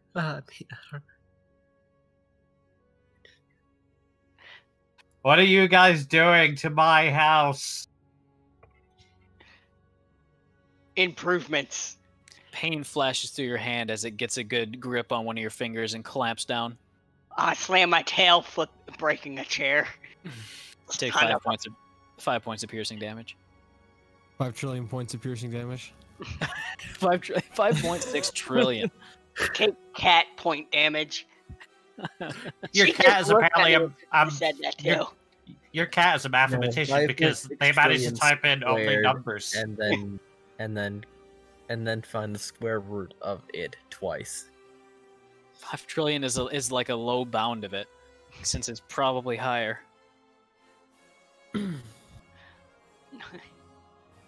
I brought home a pet. His name is Scrappy. Dominant on his arm. He's a little feisty. You know that the thing that people do when they're impatient and their foot, they just like tap their foot. Yeah. Tap, tap, tap, tap. Yeah, that's Rosalind right now. Hands on her Really hips. fast, I imagine. Anud making somatic gestures. He's gonna look back and just be like, "Can I help you?" We're in the middle of something. I don't know what you're impatient about. Just horrific energies coming out of his hands. It's biting their arm. Just calm, normal day stuff. The dude forgot to wash his hands again, didn't he? Actually, Yeah. you're in the middle of drawing a little bit of your own blood for the ink. Yeah. Sorry, can this wait as you're like dragging a knife across your palm? Yeah, kind of occupied. So rude. I'm gonna grab Dusty by the collar and drag him out. Hey now, I'm gonna be teaching him how to read. Bring him back here. Library's occupied. Oh, Yes, we're in here. What's the problem? Bring him back here. And it grabs Tsinil as well. Oh no, a double kidnapping from inside my house to inside my house.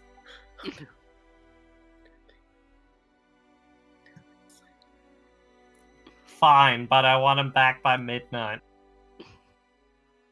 He has a curfew. Yeah, that's fine. No worries.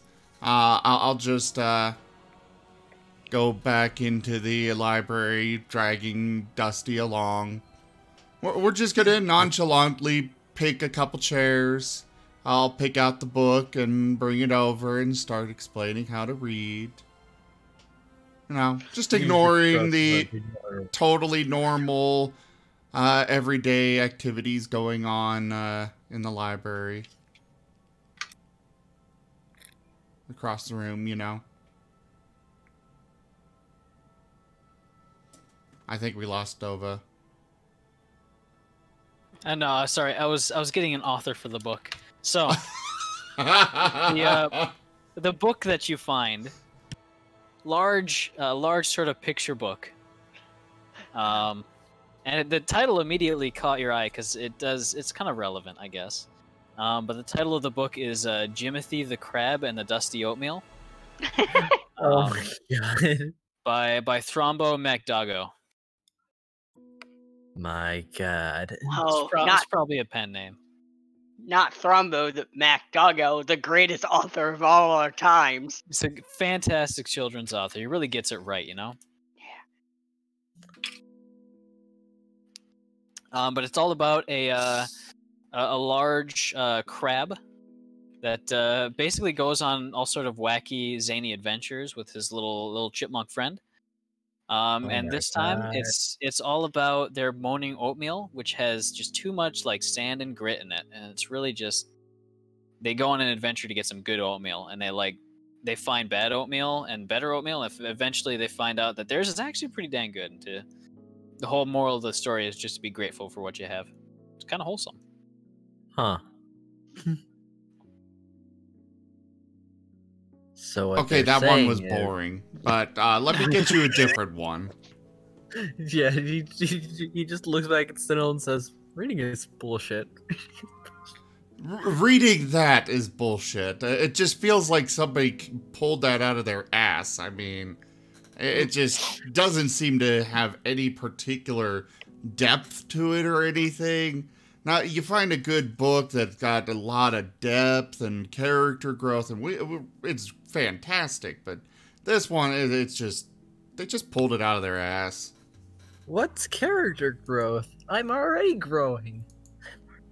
Now that Slowly, is, you are physically growing. You do see another picture book which grabs your interest.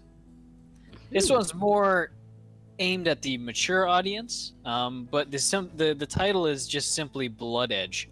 Okay. By Death Skull MacDoggo. Oh, so the same person. No. This guy's name is Death Skull hamster is getting MacDoggo. antsy. If we be adventurers, let us adventure. I think someone redeemed a book.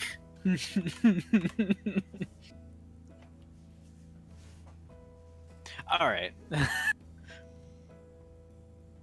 The Blood Edge book is really gory. Edgy. Really extremely violent and just unrealistic. Why is this a picture book? Who let this happen?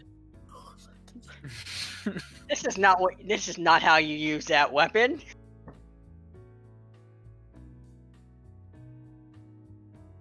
Oh, I understand. The spatula. Dusty starts getting different ideas.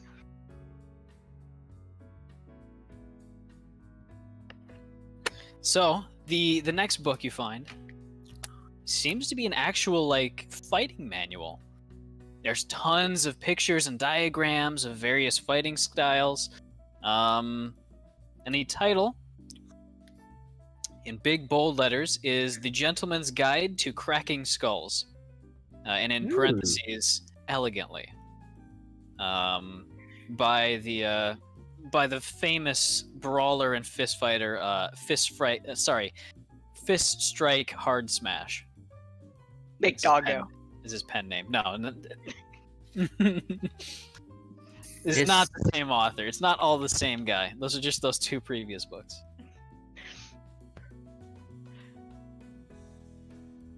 It's like R.L. Stein. He just looks back and says, "Okay, but why would I want to crack a skull elegantly? They're gonna be so mad even if I do it rudely." But I am intrigued. It's more if you want to put on a show for somebody. That gets his interest. Sometimes you might want to not necessarily just go about your business and slaughter as you normally would. Sometimes you might want to actually, put on a show for someone that you might want to impress. Perhaps a lady friend at some point. And then I beat up the lady? No, somebody else. But in view of her.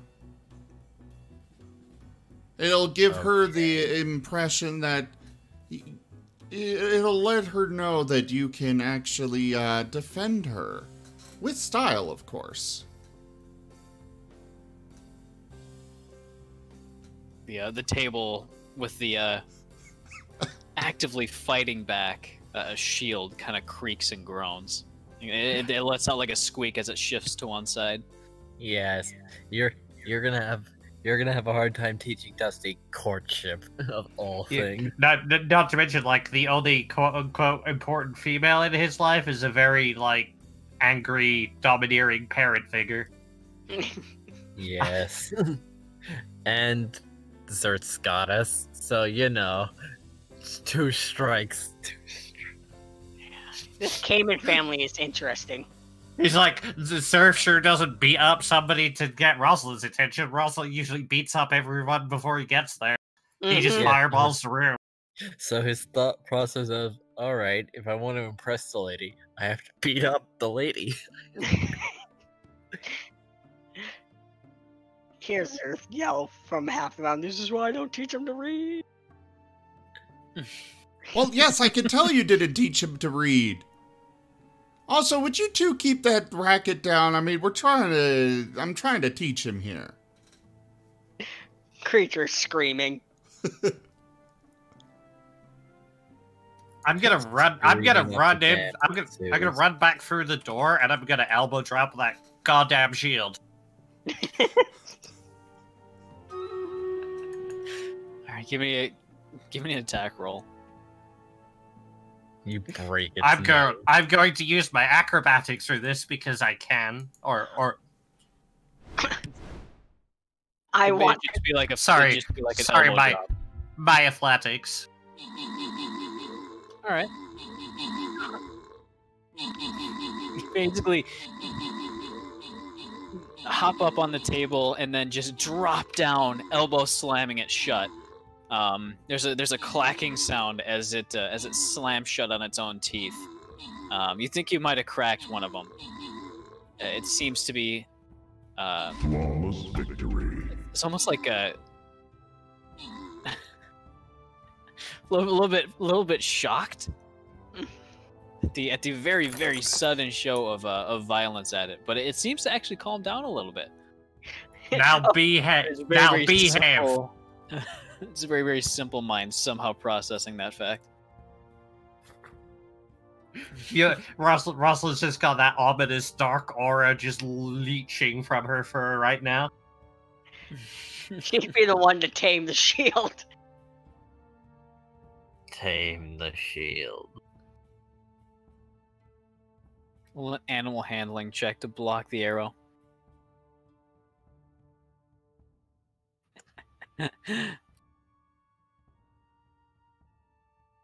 Anyways. Dusty, give me an intelligence check. Okay. 4 of 4, intelligence not found. Look at that. Smart boy. Yeah. You kind of blaze through the children's book as well as the very sort of gory adult graphic novel. Some of the words in the fighting manual are a little bit long and arduous, but after sounding them through, you seem to understand it pretty well.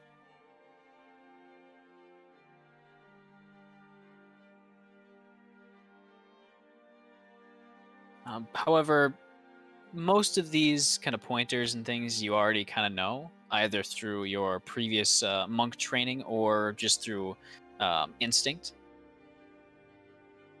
So it's not really much of a guide as to actual fighting, but you're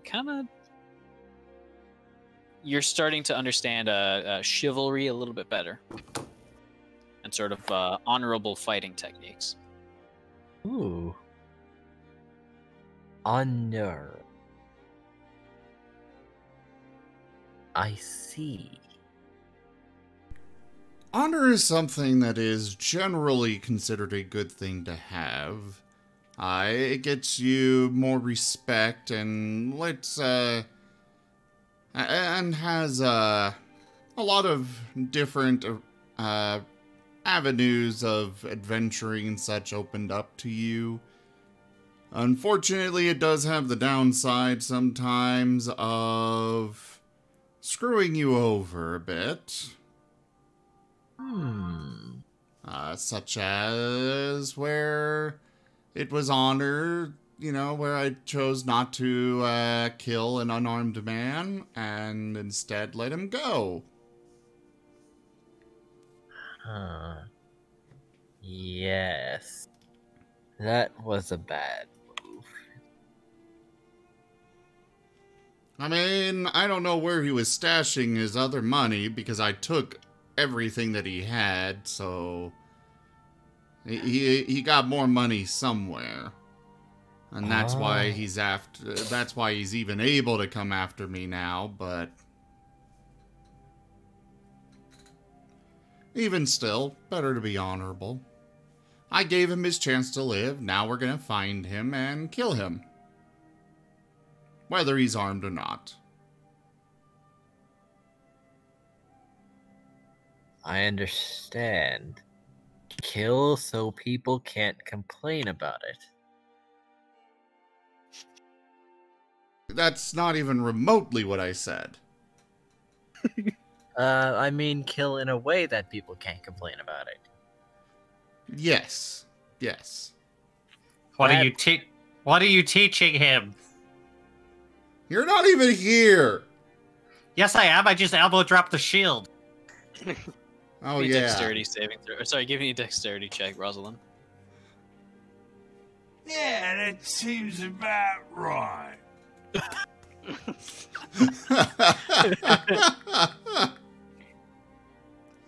Oh, just I as, love just these as you sound finish saying effects. that, the shield kind of jostles around in just the right way that it actually catches you by the upper arm. And as it's kind of pushed back down, you're kind of flung upwards. You take 4 points of kind of piercing and bludgeoning damage, and you are now grappled by the shield. As the rest of you try to kind of continue fighting it and keeping it under control. How much damage? 4. That was Rosalind. Oh, okay. Okay, I've had it. I am hitting this shield.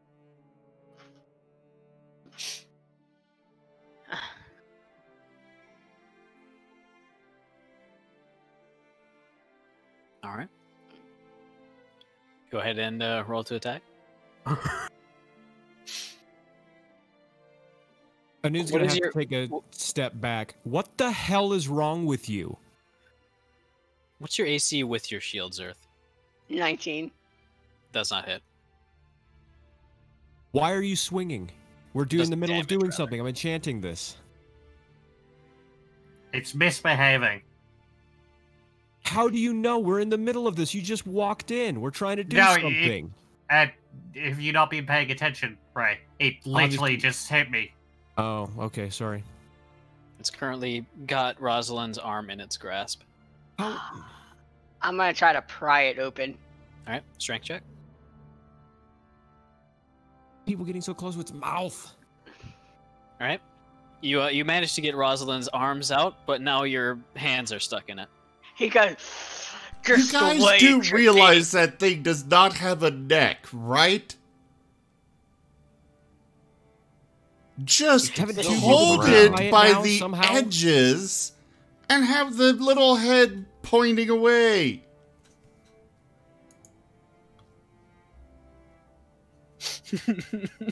Yeah, I don't understand why Zerf didn't hold it like face side down. It was Where- going through the table before. Yeah. It's good. The shield is currently covering the bite marks. Trying to hide the damage. It's fine. Tables are replaceable. And the chair is as well, I'm guessing. I'm gonna cast Mending on the shield. All right. Does that require somatic components? Verbal, 'Cause, somatic, and Alright, you'd have to let yeah. go of the shield to cast that. I mean, your fingers are stuck inside of the shield's jaw right now. I'm trying to help you. Calm down. Bad. No shield. Down. Acrobatics or athletics?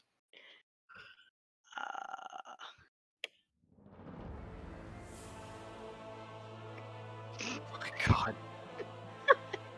It's like sort of digging, the teeth are just digging a little bit just into like the joint. So your fingers are a little bit narrower at that point. So it's got you perfectly stuck in there. Okay. Guys, do I need to help you? No, we got it. We're good. Go back Are you to sure? work. Yeah. Is that- You focus. Tsinil's gonna flick Dusty's ear. Focus. Reading. Once you I'm gonna make it up slap- to the good books, then you'll find the real joy of reading. Rosalind sieves in angry squirrel noises. You get out of here. You're not helping anything. The This is my house! Go! Be gone! No! I'm sorry to interrupt, Jova. Yeah? But this is how I picture it. The camera scene shows Sino and Dusty over reading a book, and in the background, Zer's holding the shield down with his master's arm. Rosalind is trying to slam the crap out of it with Inune in the corner casting a spell, and they're just fighting all over the background. pretty much. Like they're, yeah. as since you did succeed on intimidating it, I'll say that the situation slowly comes back under control in like the background, as Tsinil and Dusty are very calmly sort of studying, and Sinil's trying to keep Dusty's attention on the book instead of on the commotion behind him. But yes, I saw. Fantastic. Are you rejecting it? No, accepted. Okay. But I'm seeing the stuff in the art share. Oh, I didn't look. Let me go look. Check it.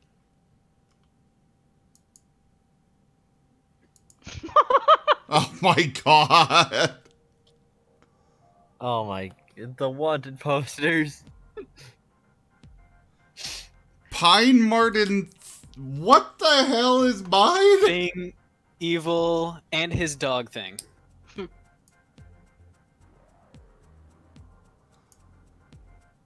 Why am I evil? Why am I a thing? Unfortunately, he got all the species correct. I like that. Did not sleeve says understand HBO. the, He's dead. wanted Well, posters shame. were so He will be horribly missed. incorrect. Also, I'm missing. Looks. Oh, that's true. Oh my god, you. Why are you always missing? I hate my life. It's the Hey, universe. Do I just? still not quite accepting that you're in from a different universe? Well, I no, just this kill goes myself? back to the other game that she started in where I forgot to. Well, sorry, the artist forgot to put her in the group pick. And then Sim forgot to put her. HBO. Sim forgot to update the group pick for a while and had the stream starting group pick accurate, but the one in Fantasy Grounds wasn't Are accurate. you in it right now, though? That's my question. Yeah, God, I this am. reminds me of Mimic School. Anyways, love the picture. Fantastic. Also, That's I'd great. like to point out that apparently Sinil's or sorry, Inune's robe says HBO. I said that. Yeah, we pointed that out. Oh, I didn't hear that. And he's got a great expression though. That's done so Yeah. well. Mhm. You're both smiling. So, Poor Rosalind. Tsinil and Dusty, what you guys talking about? Other than just finishing up the studying. That's it. All At right. least that's all that Sinil's got in mind. All right. For about 2 hours, as you study there and try to move somewhere else where it's a little bit quieter, as Zerth is struggling with this thing for the entire duration. Through various cuts and scratches and various bumps from it, just getting a lucky hit on you, you take about 30-ish points of accumulated, just like paper cut damage. By the end, your fists are bloody and all cut up. You've got a nasty bruise on your forehead. And the table is actually slightly bowed inward in the middle, as well as one of the legs is broken off. But finally, it's still as you pry your hand out of its mouth, as it's very docile now. It's just purring. You are just exhausted. I'm panting heavily. I lost my cigar like halfway through. I don't know where it went. The shield ate it. It's somewhere in there. Honey, we're gonna have a serious talk. We're gonna have a serious talk about animating dangerous objects in the library. I know. I should have done it in the living quarters. My bad. Blood trickling down his face.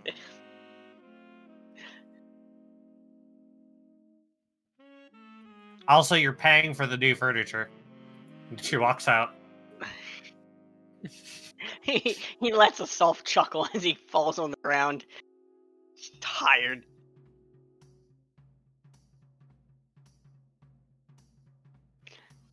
And he's gonna pick up the shield.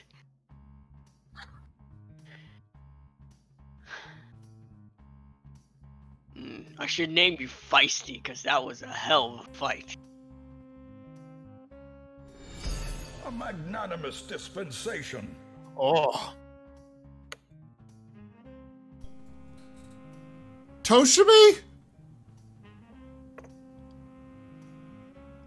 What about Toshime? Holy. Nice. Oh my god. Brad? Thank you.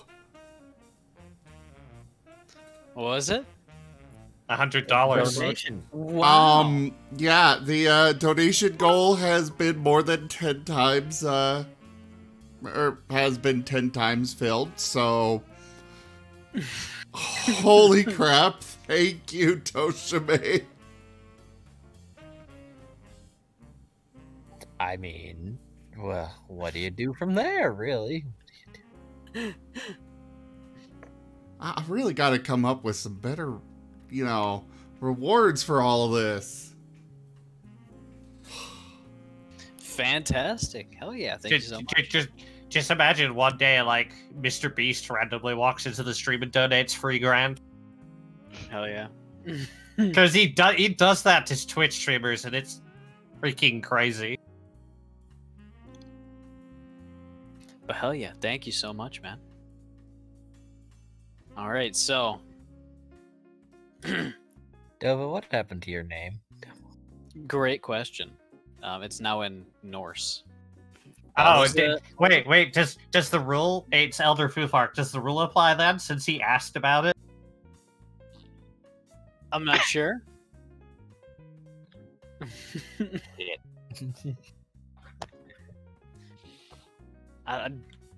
Is that a rule?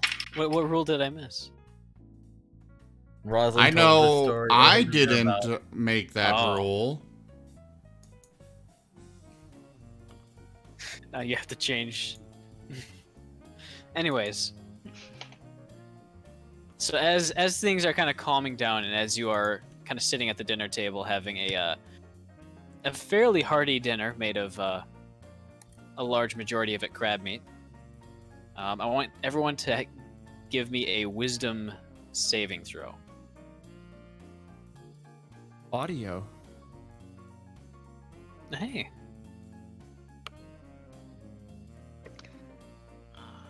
What is up with this music? What music? There you go, Dustin. Hey. I need a wisdom saving throw from Inun, Tsinil, and Soda, presumably. If he is eating the food.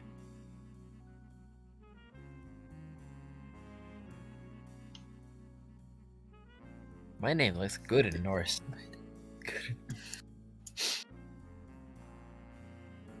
Oh my god. Everybody rolled so high, except for Rosalind.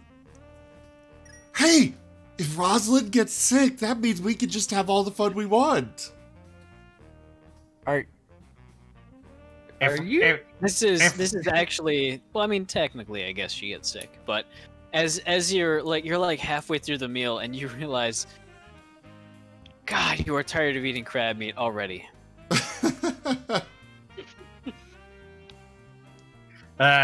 Rosalind gets up, slams her hands on the table, probably jumps down from the chair because the chair has to be like average people height, Mm-hmm. and then walks out the door. Still a little bit hungry. I'm going But into not for town. crab meat. Mm.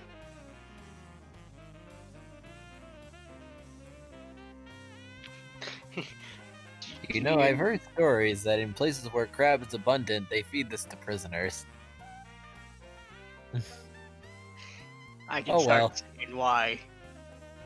He just, Zerf looks to like where he assumes Sophia is, just kind of gives her a nod. Behind him. Hey, there she is. Updated, Oh yeah. my god.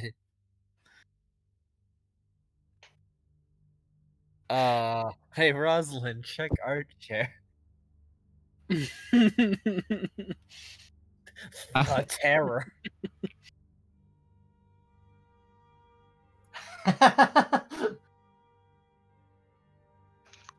That looks good. That's a good look. Don't you have a terror helmet? I Perhaps do. the drawer was too scared of the picture of you to finish it right. They saw the tail. They had to have a guess at what the face underneath looked like. Yeah. Woof. It's like, it was like we added the animal skull into the helmet, so it looks more like it goes over the top of the face, sort of like a dragoon helmet, but it like the at least the lower part, the eyes are visible. Mm. It's like angled back a bit. Yeah. All right. But yeah, Rosalind's going into town. As you're making your way out the front, you start to hear a bit of a racket outside. And looking out about 20 feet outside the gate, you see that there is just piles and piles and piles, various crates, pallets, and various just what looks to be just a shipment of something. You're not quite sure what. But you can see that a handful of carriages have been kind of bringing these in over the past maybe 20 or 30 minutes or so. The sound from the outside is fairly insulated, at least from the kitchen, so you weren't really able to hear this going on. But it's at least like 70 or 80 like crates and pallets. I'm going to move over. You can see one guy does in fact have a clipboard. What's all this?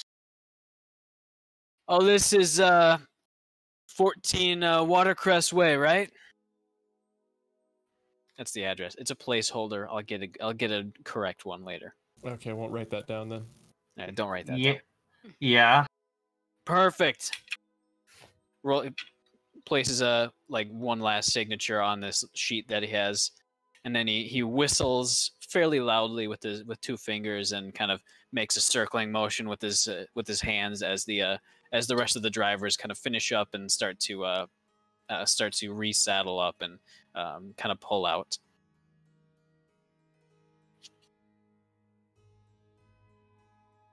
You say anything else to him? Can I get an idea of is there some kind of like Manifest. manifest? Not really.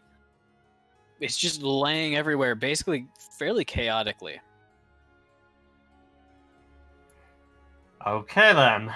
But it is just everywhere. It's blocking the road, almost blocking your front gate with one of the large pallets, which look to have just bricks on it. Tsinil comes out to go hunting and just climbs over the piles of stuff. Doesn't even blink an eye at him.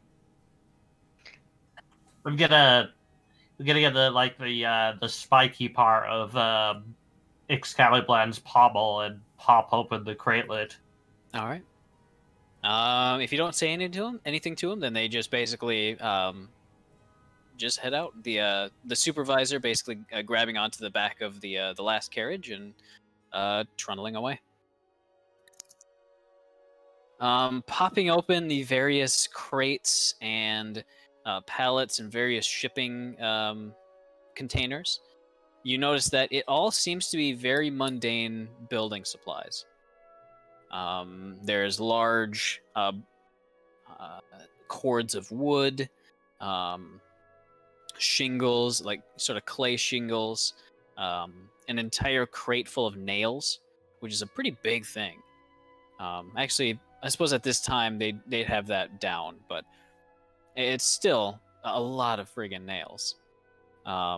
There's bricks, tiles, none of which really match the style of your house. And you don't actually find any paperwork anywhere. But it Zarf! I come out and I just stop mid doorway as I'm looking at this mountains of boxes. My hamster is getting antsy. Are you planning on renovating? Let us adventure. Jesse pokes his head out. Where are the craft supplies? Where are the craft supplies? Your art, Zerf's just gonna look towards the sun. Arts and craft supplies, you say? Yeah, just everything.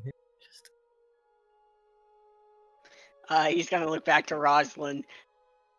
I decided to add more to the house, apparently, and not realized it. Okay. You two could be in charge of remodeling the servants' quarters then. Well, after we move the displacer beast somewhere else. We should really make a better home for it. I'm going into town. I'm going to see if I can get anybody who's a monster handling expert. Also, I'm hungry. Okay, well, who wants to go try to rescue Blue, who's stuck in the Mournlands? Zerf shivers. I was thinking that was more of a tomorrow job after we got our shit together. Considering that we spent like most of today fighting a shield. We won, as he rubs the scratches on his arm. A lot of bandages. Yeah. Going to town is probably a good idea anyway. Yeah, we could do it buying supplies. Should we buy holy water or something? Influenced over. Alright.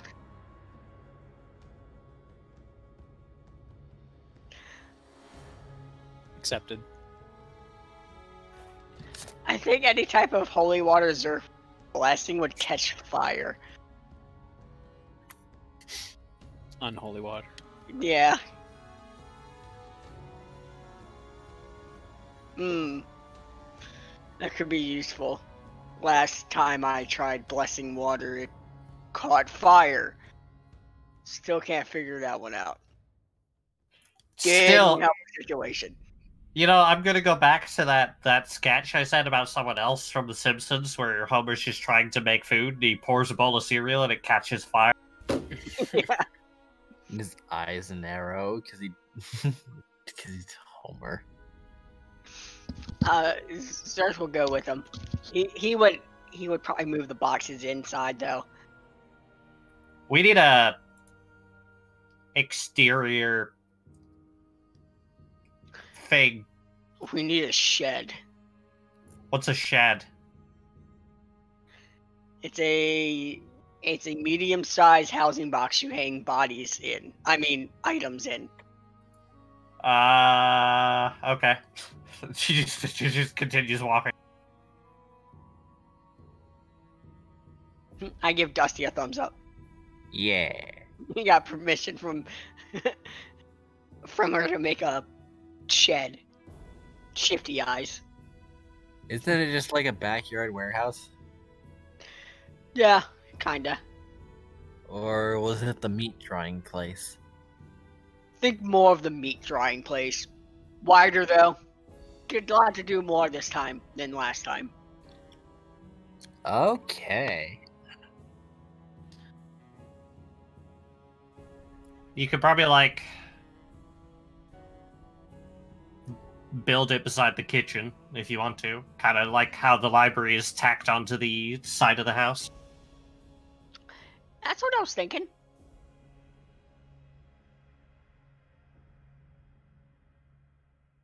Because, like, we don't have, like, acres of land, but we do have a little bit of ground around the complex. Don't we, Dova? Mm-hmm.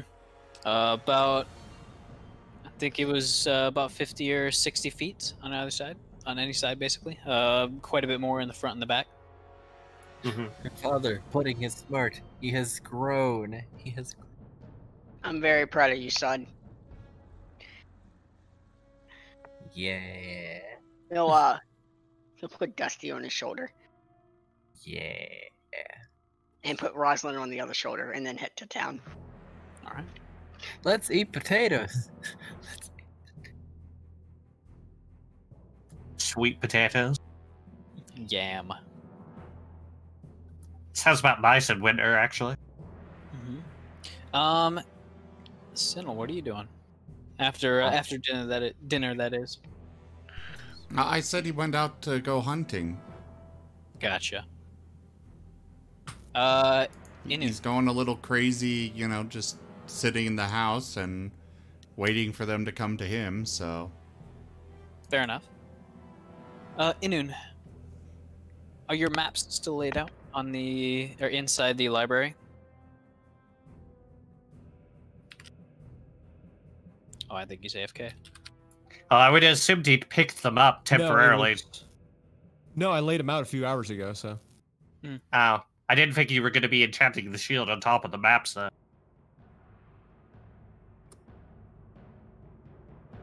Let me see.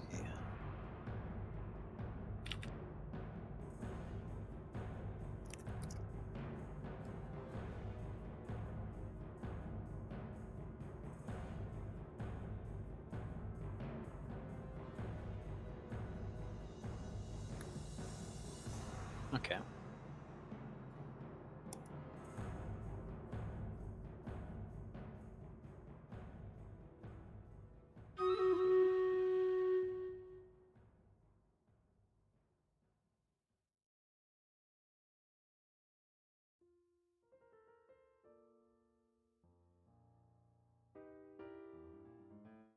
All right.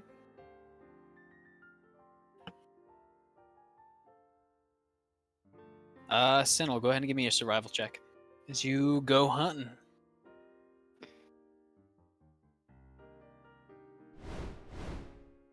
Absolutely.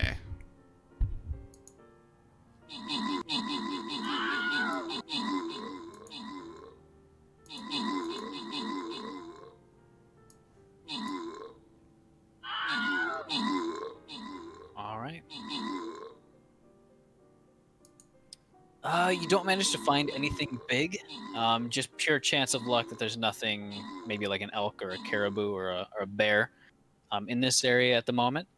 But you do find plenty of quail, pheasants, squirrels, rabbits, and other small game like that. He'll So grab you a healthy selection, probably like one for each of us, you know. All right.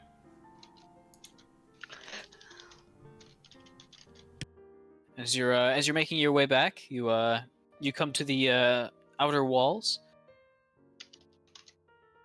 and you start to feel a very chilling sensation in your left forearm,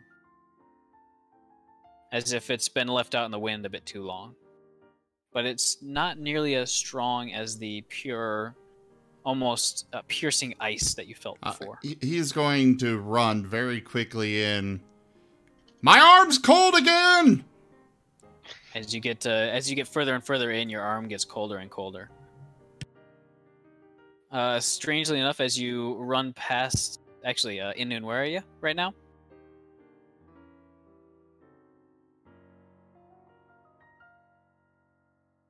I lost him again, I think. No, I'm just dumb. Probably in the foyer outside the library. Or, no, I'm in the kitchen because we just ate. Okay.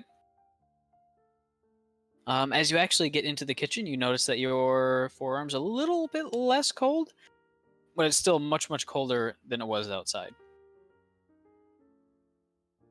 It decreases slightly as you run past the, Well, he's not main cursed living- anymore. It ended after 8 hours. Oh, really? Yeah, because I have to cast it at level 9 for it to be permanent. We'll just say it was like a residual effect, perhaps. Okay.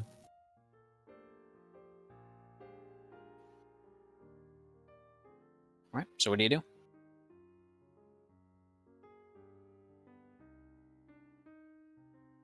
Wait, I was feeling cold? No. Tsinil was, and Okay. he was yelling that as he entered the house. Oh, okay, then I will...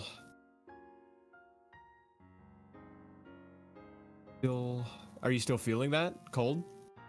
It's a bit less, but quickly, do identify or something. Figure out what's going on. Yeah, I'll cast Identify. All right. Do you have True Sight? No. You'd recognize that he is not being scryed on right now. However, due to the Identify, you'd realize that he was used as one of the main catalysts for a clairvoyance spell. It's essentially scrying, but they can put the sensor on something else. Damn it. Okay, I won't look it up.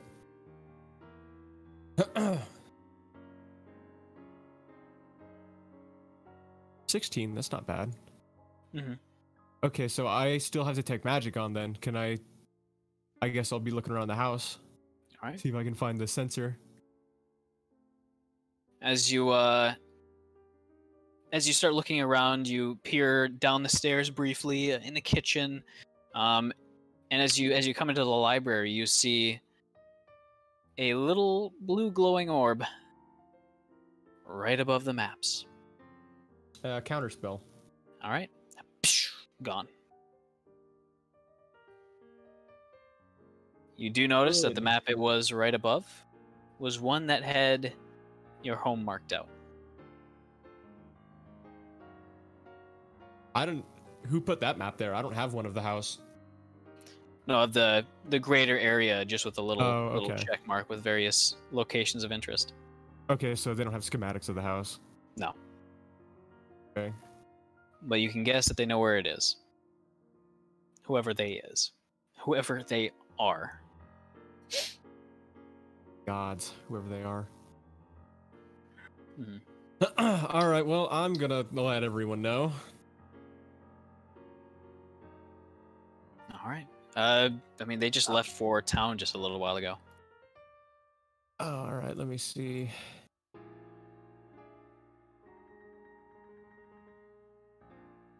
Oh, dang it. Okay, can't do that. All right, well, I will continue to patrol the house and see what else I can find. All right.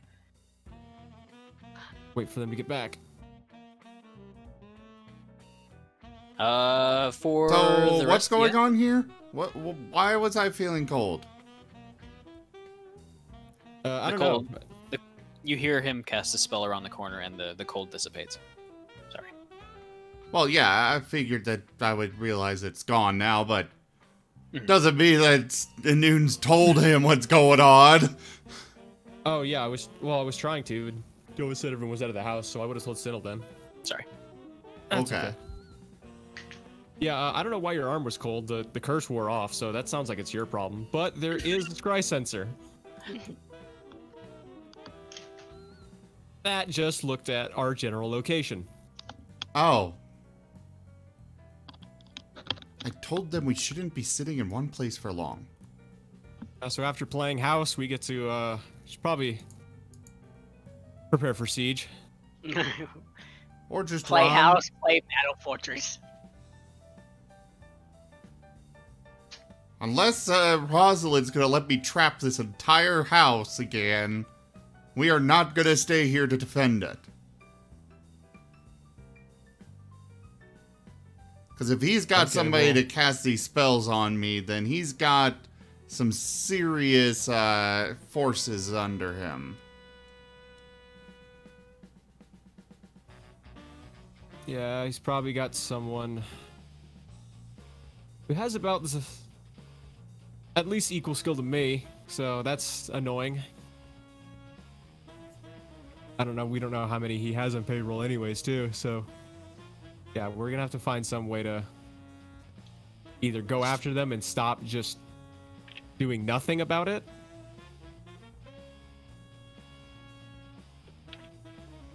Yeah, we got two options. We go kill him, or we all run. Would Tsinil have found out about those wanted posters, by the way? Yeah, we told everyone. Okay. He already knows that you're associated with me, so he's gonna be going after all of us. Well, they don't know I am. He's gonna pull up the poster. I mean, look at this thing. It looks nothing like me. It looks close enough.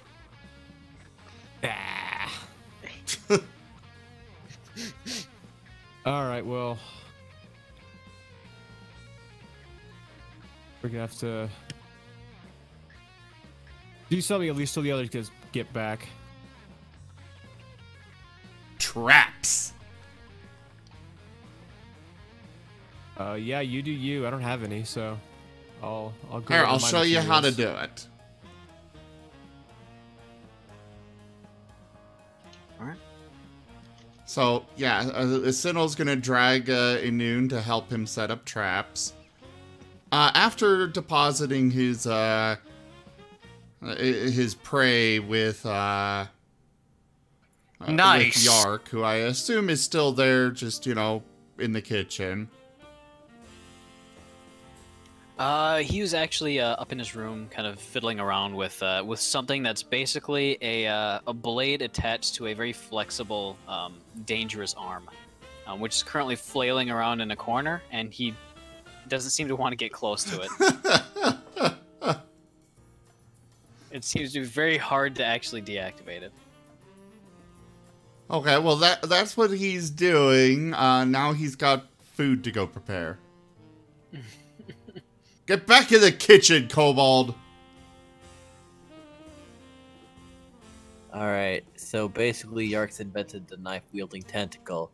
Yeah. If anyone would like to come volunteer to stop it, that'd be just fine by him. Somebody get the video. Hey, Delva, did you see that? I did. Very nice.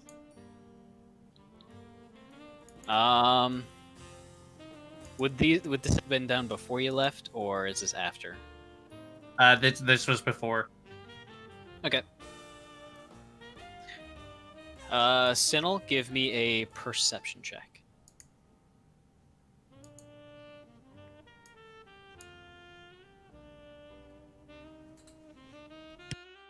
As you're lifting up one of the floorboards to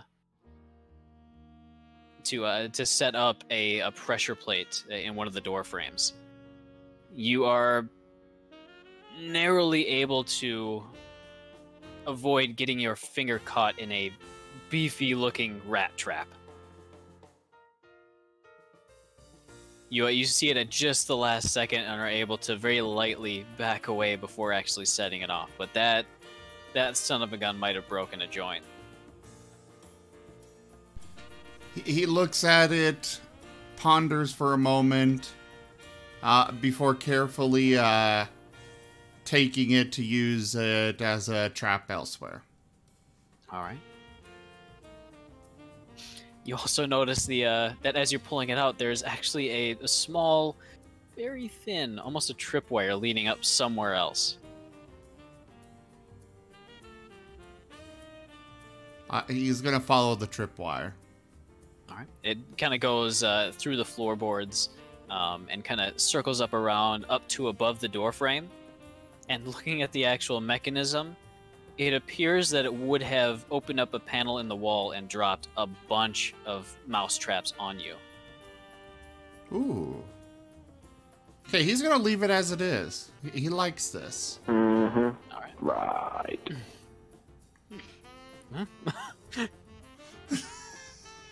That's a new one. Yeah. It's like, who was that? Oh, here. Play it again. Mm-hmm. Right.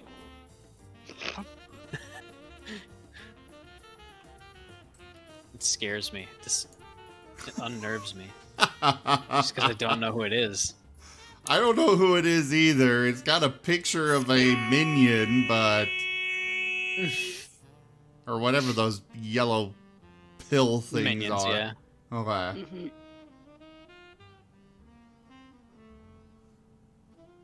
But yeah, Tsinil's gonna refine the trigger for this trap, but he's quite satisfied with it. All right. Bada bing. The people in town. Rosalind's Earth End.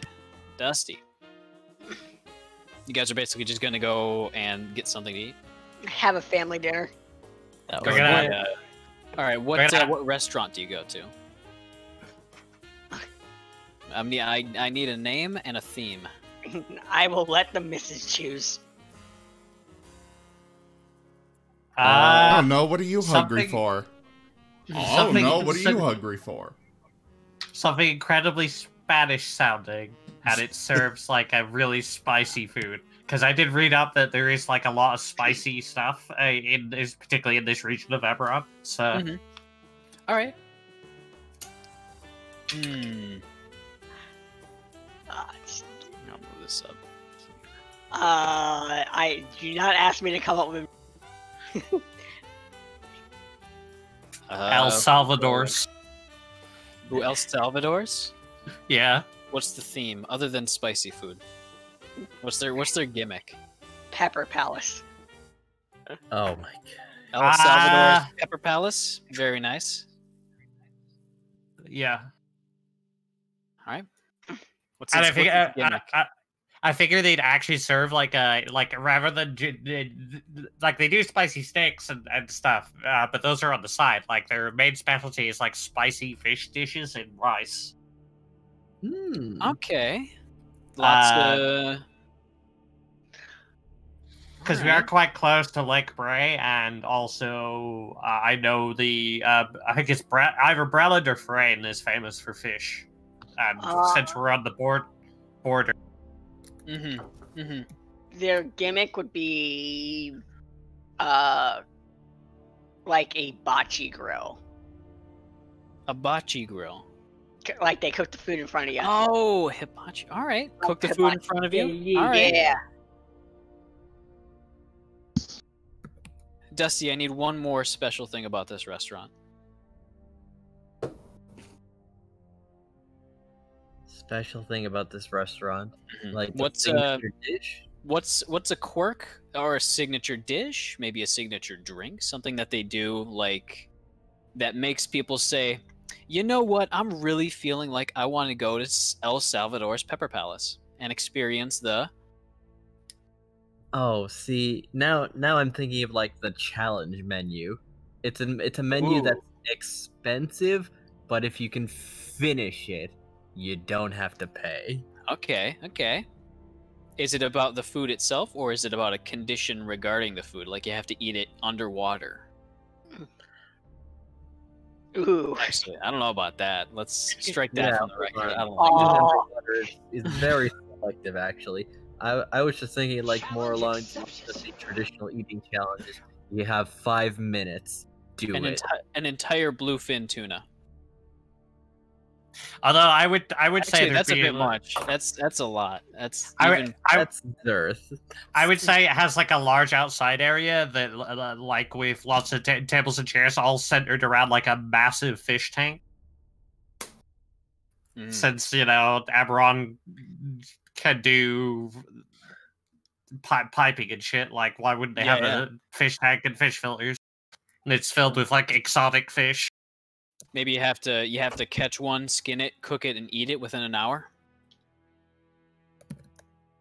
Oh, interesting. Cook your own food. I would say you pick it and they get it out for you. Okay. However, there are some fish that are better quality and worse quality. It's up to you to discern the fish. I got a picture. I don't know about that though. Okay. Maybe Oh, one of the fishes has been like force fed a handful of Galifars. Oh my god. And if you get that, if you pick Prize that one out, fish. yeah, if you pick that one out, they give you a prize as well as however much Galifars are in there. Awesome. Since it's made of gold, it's inert. It doesn't hurt them. Let us adventure. There we go. I love it, Zerf. It's perfect. It's goldfish. It's perfect. Ooh, look at that. That looks good. It's basically that. We'll go with that. Yeah. It's like in a big pool, like a lake, and the whole restaurant is a boat that's been anchored there. And in going with that special sort of very spicy, sort of fiery aspect, the majority of the servers, the waiters and waitresses are all red tieflings. Something that's very, very rare to see. Accepted, by the way. Must be a family business. Yeah, El Salvador seems to be at least having quite a bit of tiefling blood. You don't know if he's a real person or not. Just so everybody knows, I posted the image that we're kind of getting the idea from in the tabletop image channel. So, there it is. That, but with a lot of red skin, horns, and floating lamps. I like it. Let's go eat there. All right. Clams, but on fire. Yeah, the clams actually have fire inside of them. Where's tabletop images? Right above the voice channel we're in. Oh, there it is. Okay. And you can also just look inside Echoes of Eberron chat. It's in there. Oh, okay. I thought there was a different picture. Okay. Yeah, no, that's the same one. Open the clam reflex save. Give me a Constitution saving throw from everybody at the restaurant. Rosalind, Dusty, and Zerth.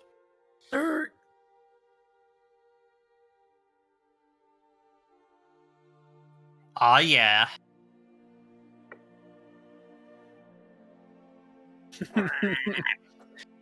As you guys are walking out, clams. Go ahead and subtract 5 Galifars, as it is a fairly pricey restaurant. Okay, what was that? That was a Simpsons quote. Yeah, steamed clams. I'll pay for everybody. All right, so 15.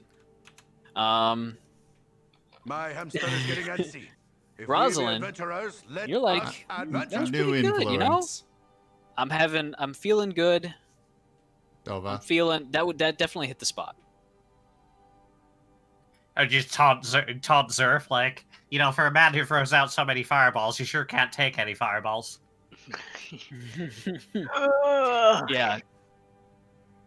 Speaking of which, one of their other gimmicks is that the sort of all at once, they actually cook quite a few dishes at once, just sort of as a big show about once per week. And you actually got to see it as one of them, using a scroll, cast a rather spectacular fireball into almost a web of various wire hooks and hangers full of various meats, shellfish, and other assorted foods. Basically cooking them all at once in a big explosion of flame that kind of rattled the building a little bit, and after the kind of shock wore off, everyone's clapping, having a great time. I hope they have fire insurance. I could improve on that. You did see that a lot of the servers were handling some of the flaming, like the hot pans, just with bare hands. Just has a warm smile. Show-offs.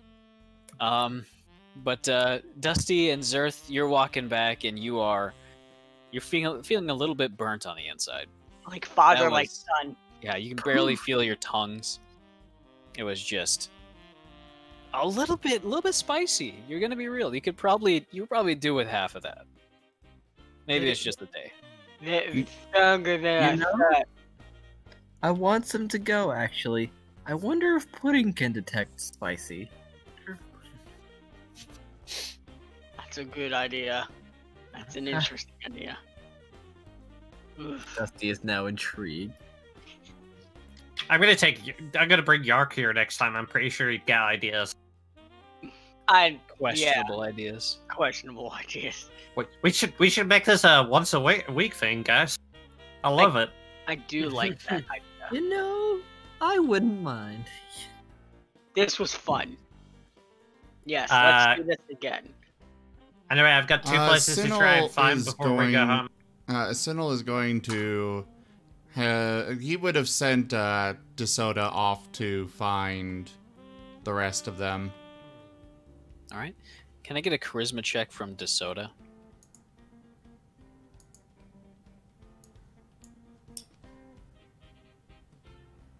Oh, that landed on a 20 for me. I saw the 20. As you guys are out of the restaurant heading towards... I think you were looking for a mage, correct? Or a mage, right? I was looking for either a mage or basically a monster handler. Oh. As you're kind of looking through one of the larger sort of city bulletin boards, maybe looking for like an ad for one, you see around the corner DeSoda kind of looking around, he spots you and kind of trots over. He kind of dips his head down, lets out a little growl, and then grabs onto probably Zerth's greaves, and then kind of tugs on him and kind of pulls back. What's the matter, boy? Did Timmy fall down the well again? I mean, what? If he rolled higher, he might have been able to get that point across, but he is he's trying his best. Can I do an insight check? Go ahead. Yeah, you can figure it out pretty easy. He got sent out here to find you. I think something's wrong. We should return back to the house. Okay. DeSoda, did Pudding eat the tree? So there's a little growl. Noon's gonna look at Tsinil. Did you write a note and give it to Tsinil? Or did you just send your Why would I write a note and give it to myself? Because Clip, we're training you to be just as good as DeSoda. Oh, I see. No, I didn't. They'll figure it out, probably. If not, he'll probably bite Zer's tail and drag him, well, you know, try to drag him back. Enough to get the point across.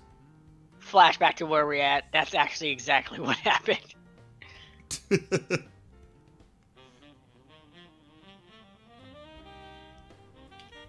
We don't have time for notes. We have time to get this place fortified. For all we know, they could be right over there, those trees. Give me a perception check. Oh, Those God. aren't trees. Those are If they're going trees. If they're going through the Green Haunt, I'll be honest, good fucking luck to them.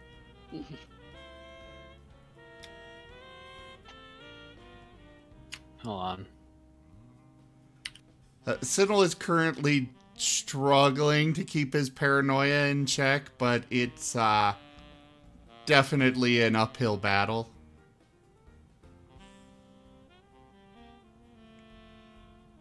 Trees, colon.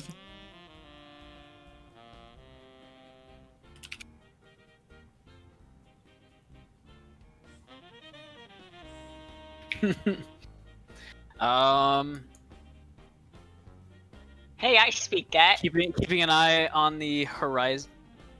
I don't speak that. You don't speak that at all. I don't speak that. I was trying to make myself important. Looking out over the walls in one of the upper bedrooms, you're kind of looking out in the trees, and you're having to blink a few times as you keep thinking you see movement, but you know that it's your eyes kind of playing tricks on you in the darkness. Or either that, or it's a little bit of the wind kind of swaying the trees and the branches. But the rest of you make your way back, being kind of dragged and led back by DeSoto, to find the house in a... all the lights are out. The front gate is locked and barricaded with a few of the crates. And you can see that some of the windows have been boarded up in the about... You guys have been gone for maybe an hour, probably 2 hours. And the house looks downright fortified. I look to Rosalind and just shake my head. I swear. You feel a bone-crushing grip on your shoulder.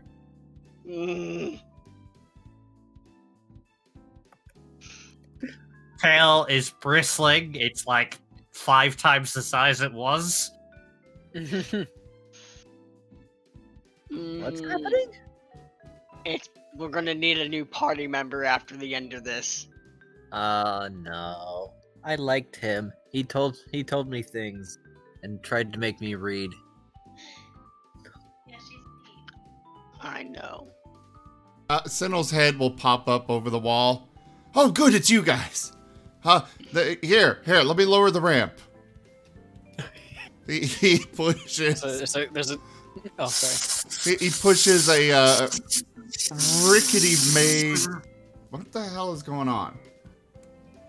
That was hissing noises. Oh, he pushes a rather rickety made ramp over the wall to the ground so they can, walk up it. It's like a gangplank. Yeah, basically. Good, we found his execution platform. Yes.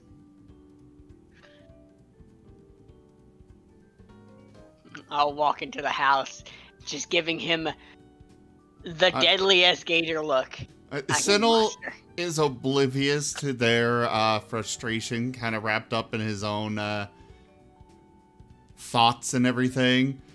He would have, of course, pulled the gangplank back up quickly, doing a gaze over the entire area, before leading them carefully into the house, pointing out where to avoid and everything. All right. There's so many spots. There is one. He's gonna peek up from proper his manuscripts as they come in. Or do they walk in? Are they in the house yet? Yeah. Yeah. All right. Go well. out. Oh, bye, Dusty. Oh. Yeah, we lost Dusty's connection. All right. Give it a second. Try to let him come back. Apparently, Dusty was so angry as well that he disconnected. I think he ran away in fear from. I can't. I'm currently the Mount of Doom.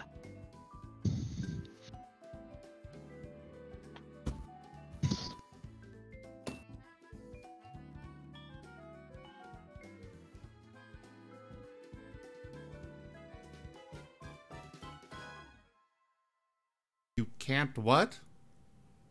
I said I would run away, but I can't. She's currently on my shoulder. Oh. I'm essentially a mount to deliver doom.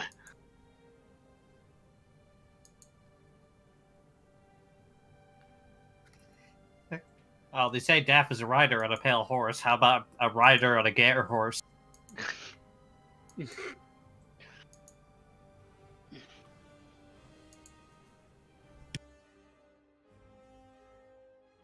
Just the terrifying imagery of it.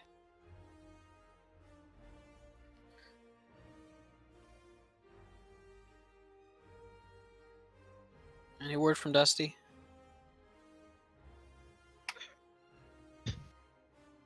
That I've seen so far. I'm gonna send him a message real quick.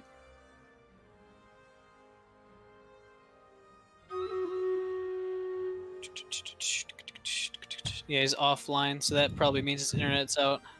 Yeah. I'll probably keep going. Alright. Oh! Oh, there it goes. What's up? Should've You said returned. it sooner. Yes, I returned. Yes, hello. Good day. Internet back, hell yeah. Let's go. Alright, Internet so back. Here it is. Internet. as they walk in, Anoon's gonna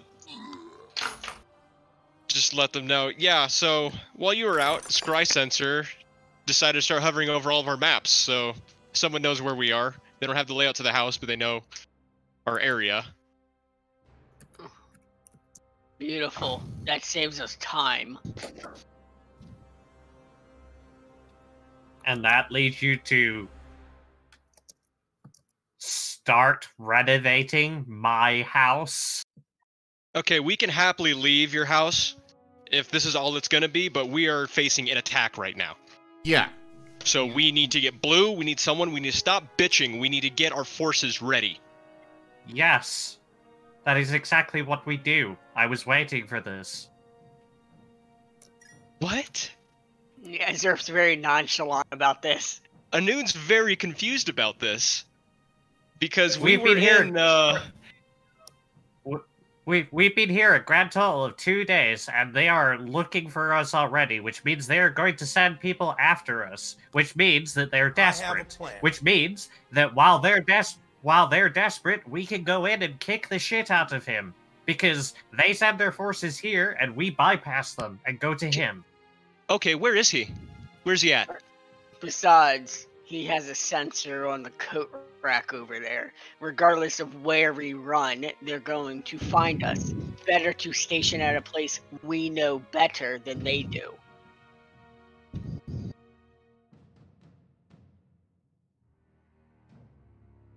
So you're saying we station here at this house and fortify it? Fortify, not trap, as he gives you like a death glare. We did both. If I get an arrow in my butt again. As he mutters As to long himself. as you step in the spots that I told you, you will I be have safe. big feet. And there is no spots. I planned for your feet.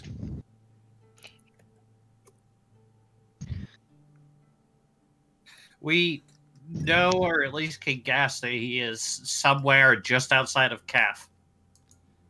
Considering that is the place most heavily associated with him, and he freaked out as soon as we got there. Mm-hmm. Or he's got magic powerful enough to be scrying on me and doing all of this that perhaps he's already teleported his way over here.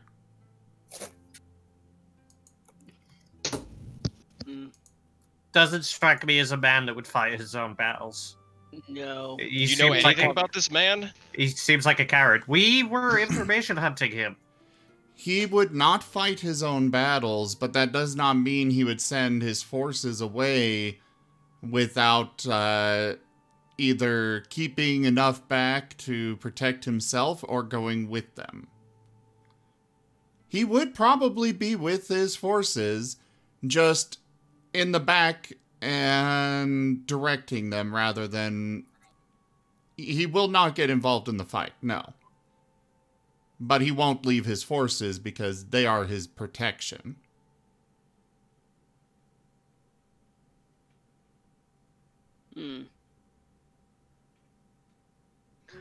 Should build that smokehouse faster.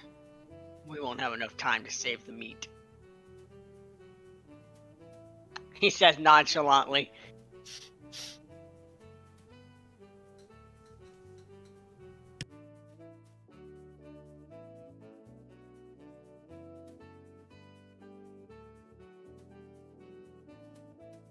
Besides, this is just less pain in the ass.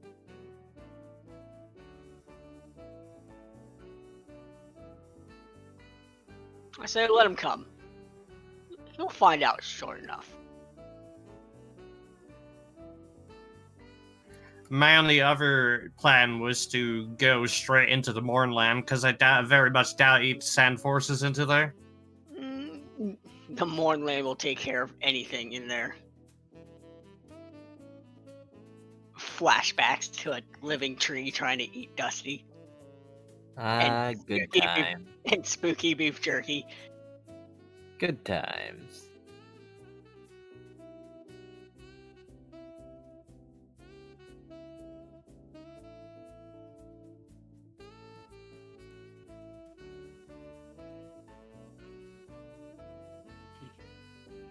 Do we have any... Go ahead. How long do you propose we wait, then? Because I planned on waiting a maximum of 2 days, then going out again when his forces were diverted elsewhere. The problem is we don't know where... We don't know if he's actually dispatched his forces. For all we know, he's listening in on this conversation as we speak.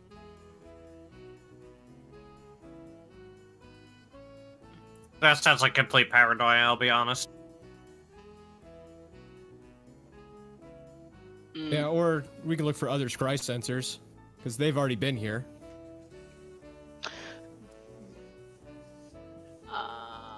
Actually... So, we wait here or we go into the Mornland? Okay, well, if we're gonna fight a bunch of people, I think it would be good to have Blue. So I'm gonna go into town and look for a scroll or something scrying to help try finding him. I have scrying. Okay. Yeah, we've been waiting for Reserve to get the ability to scry, because I asked him as soon as I had Blue's arm. Yeah. Well, we can also probably scry on the Baron too. Do we have anything of his? We have this guy. Points to Tsinil. We have a picture of him. Like, literally, if he's been scrying through Tsinil, then why can't we do the same in reverse? Because he might have a possession of Tsinil's from the past. Sinnoh, do you have anything of his? I do not. We have a picture of him.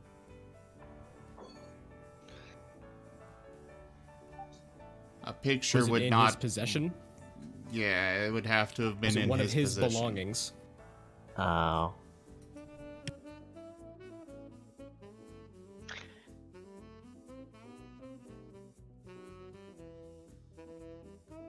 Meanwhile, Dova's just sitting there cackling maniacally as we make all these plans, and he's just gonna destroy them all. We could try. Let's try scrying. Pictures still work for scrying. Pictures still work, and I have secondhand knowledge of the target.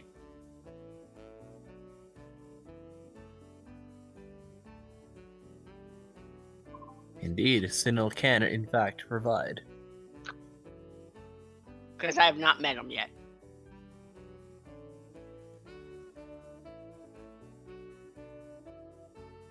So I say, let's try. Just gonna try. Okay, All that right. works.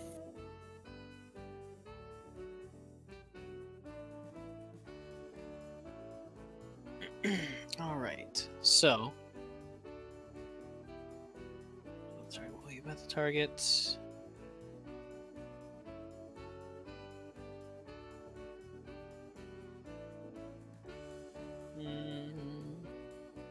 So he makes a wisdom saving throw.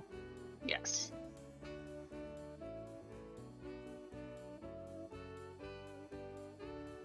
With the target, so it would be you get a +5, you get a +3. All right. You And a get -2 for the picture. Yep. So a +3. Yeah. The +5 and the -2. Okay. Right. If I met him, it would be better. What's your save DC? 16, I believe. 16. How do I open the server menu?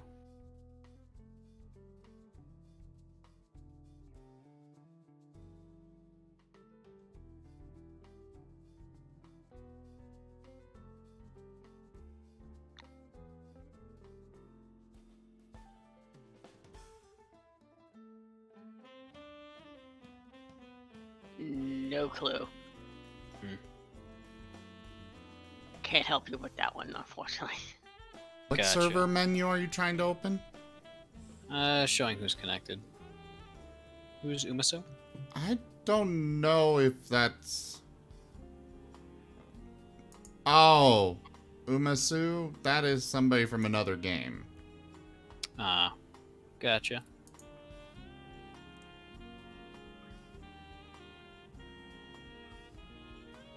Alright, so as you sit down in a sort of seance, you start to trace little drawings on the floor, little sort of charcoal circle just in front of you, and as you peer into it, the stone floor kind of shimmering into a puddle of almost a liquid mirror, and peering through it, almost as if peering through water, you see nothing at first. But after a little while, you were kind of experiencing quite a bit of difficulty and kind of resistance against that sensor, kind of peering out there and finally making it to the target. But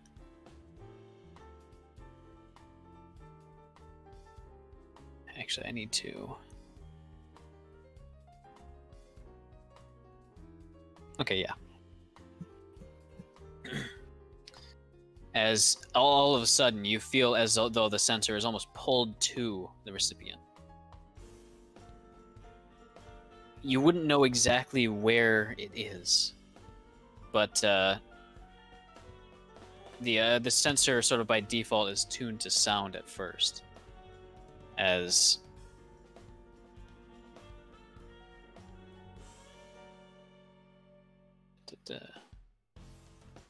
you can hear around you the faint chirping of birds.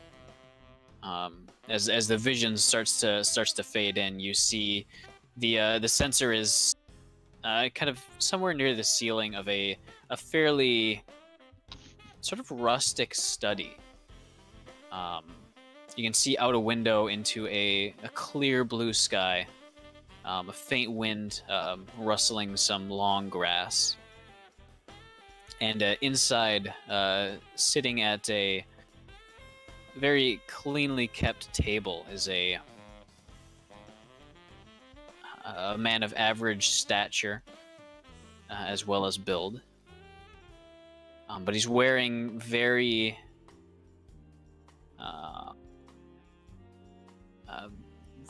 sort of fancy magical robes. Sort of long, elegant patterns inside the various hems and seams. But he seems to be poring over a large tome of some sort, a collection of scrolls kind of piled neatly next to him on the counter. He kind of pauses for a sec as one of his rings starts to glow a sort of dull crimson red. Yeah, he gives a sort of smile as he looks around the room. I know you're watching, he says, his voice very sort of well-traveled and clearly well controlled.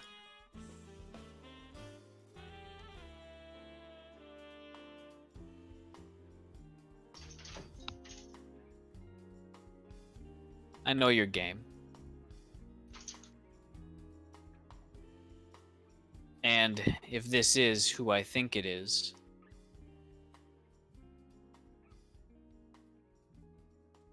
I want to see that you fully realize the depths of your mistake.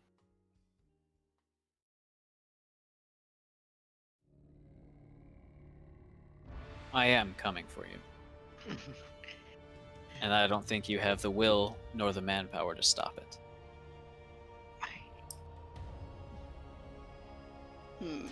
It's a nice location for a home, by the way.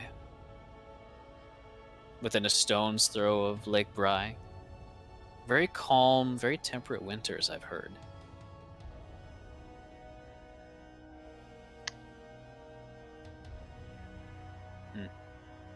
Can I speak back? No. No? Okay.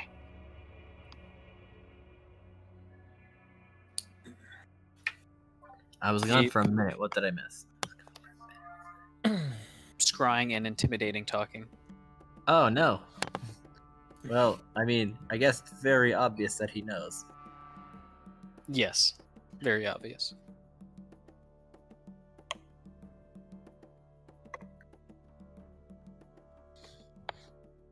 You can't eat the challenge Can we put your ego aside for a minute? Something important has happened. If there's anything more important than my ego on this ship, I want to cut it shut right now.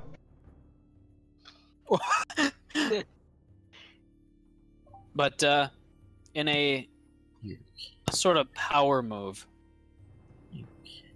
he actually just sits there doing absolutely nothing. Oh, he's fully aware that you're watching. On. He said in a power move, I thought he's gonna eat the challenge menu. No. He's actually wearing the challenge menu T-shirt. I survived El Salvador's Pepper Palace gauntlet. Oh no, he's too powerful. Hold on. What's the calendar? What year did he do it in? He did it in 93. So he did it before it was actually a challenge thing. Gotcha. Oh no, guys! I don't know if we can do this. Wait, Dova. No, he's not actually wearing it. He's not actually wearing it. Sorry, I'm joking. Dova, so is he pulling a Dennis from the Catch a Killer episode? Where he just stares at the camera for like 3 hours straight? Is that... I don't remember that. I'll have to try pulling it up. Send me send me the clip afterwards. Yeah. They're just smiling wide.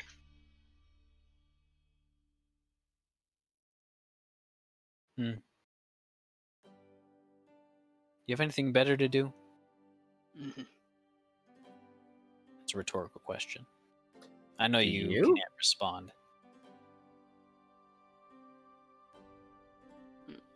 Are you like talking into like the little mirror portal, Dusty? Trying to talk to him? I mean, he's curious and he doesn't know that he can't, so yes. He's just not responding. What an He's just asshole. ignoring you. My God.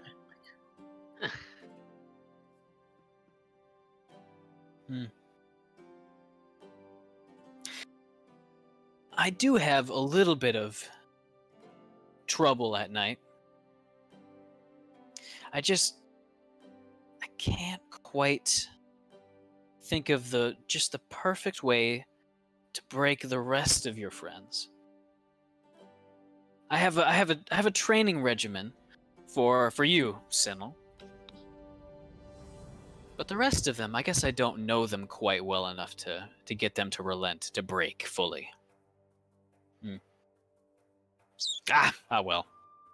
I guess it'll be trial and error when you're brought to me in chains.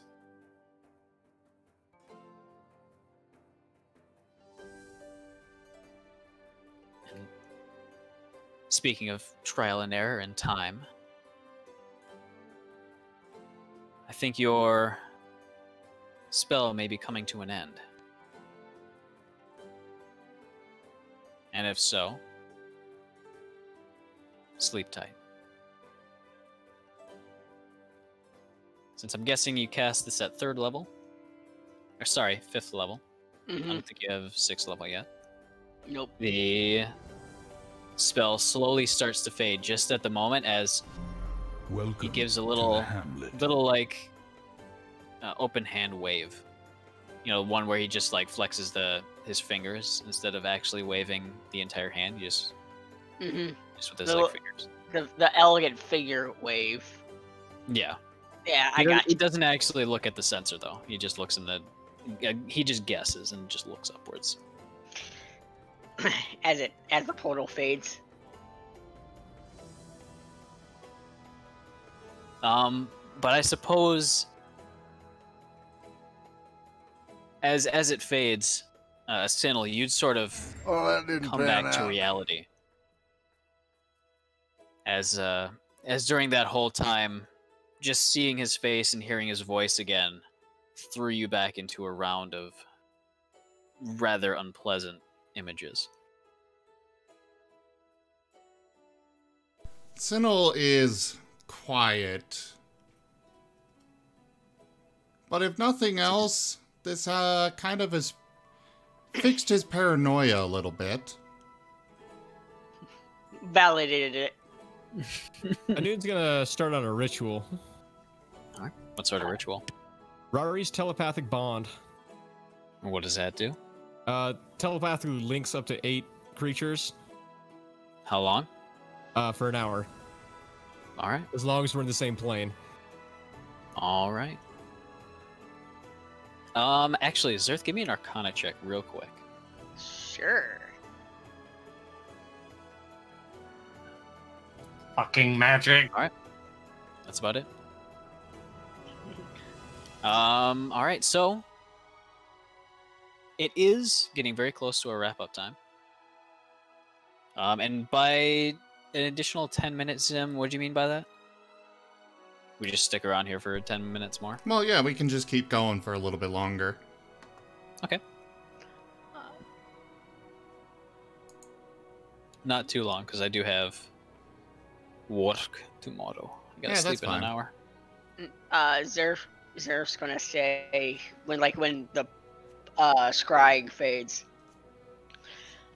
Obviously, he's never met Mama Gator. She's had a fantastic saying. Those who swim in the swamp become part of it. As he says with a wide grin and lights up a cigar. At least I know whose face to smash now.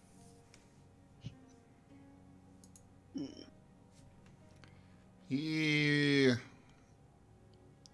We definitely need to kill him. Yes.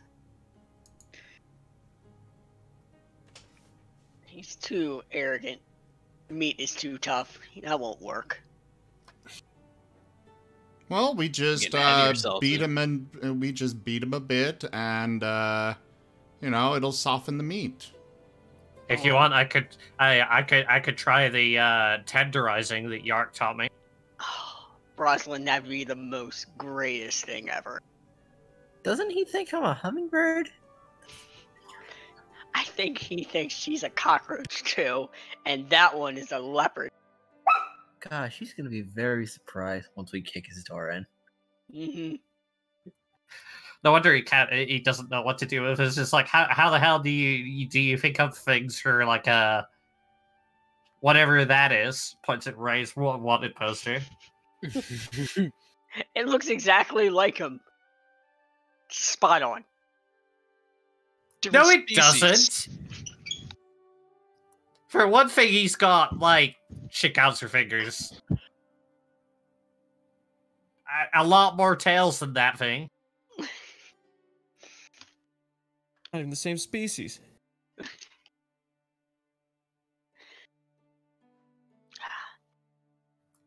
Another thing is that that picture clearly doesn't like radiate undead using asshole.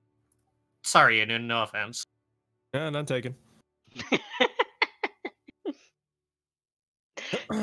Just I look at it more as embodiment of our personalities than physical representations.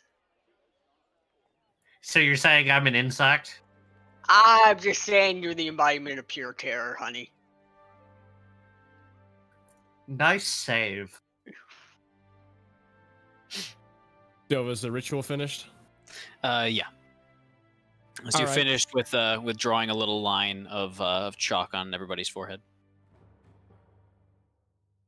Oh. An odd way to use eggshells. I didn't read it. I just guessed. Don't judge me, all right? Judge the unbeliever. Actually, they're eggshells filled with like glitter, and you have to smash them over your head to do them to finish. All right. We Harry Potter now. Now that it's not physically being said, yeah, we should probably try to fortify at Lake Bray since there is a base there. There is that underwater fortress. How much does he know about that, though? We do have to take that into consideration with our next moves. Yeah, whoever sets up the initial fortifications can't be scryed on, so maybe we can hire people out of town. Well, considering did it make it seem like he was only scrying and not us, and we would just happen because we were around him? Well, guessing by the wanted posters, he doesn't know who we are. Mm-hmm. Doesn't know exactly. Yeah. However, the only confirmed scrying happened on Tsinil, as well as the map, the sort of the library, the map room. There's an idea for a renovation to add onto the side of the library, a cartography room. I like that idea. Zerth gets some notes out, starts writing that down, puts it back in his pocket. My concern about us leaving this house is the fact that it would not be beyond him to burn the house to the ground while we are gone. How do you think about that, Sophia? As he just addressed, because he assumes that she was listening the whole time. Yeah, we have an attack ghost. Yeah, like. Yeah, I think Sophie could do something about that. Yeah, that's why I'm considering staying here, because if we could, you know. Were you saying Sophia? You were talking telepathically, correct? Yeah, we're talking telepathically at the moment. She doesn't show up. He would have said that out loud. Think about what? And You've been staring at each other blankly for like the past, 5 minutes or so. Well, it seems our little furry friend over there is being scribed by a big bad arrogant asshole and has a location of this house and is making it seem like they're going to bombard us at any time. How do you feel about that? prefer if the house stood standing. I don't know what would happen exactly if it burnt down around me, but where I actually am really wouldn't be affected by flames much. And I suppose I could try to repel them, but I'm only, one set of hands. I'd do just fine against maybe 5 people at a time, which is another story in and of itself, but people who actually want to break in and get violent, if they know I'm here, then they're going to have at least holy water, which is not fun to deal with. I bet.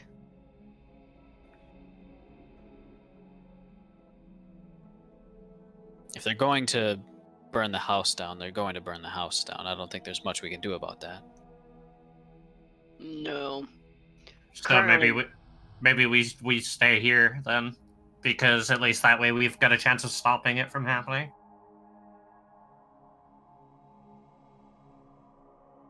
We also do have a head start on traps. I mean, have you seen some of the doorways? I try not to think about it. You should probably look where you're stepping. I look towards Tsinil. He just shrugs. Also, Tsinil, if you're feeling extra scared, I could always put you in the vault. Vault? Yes, we have a vault. I'm not scared anymore.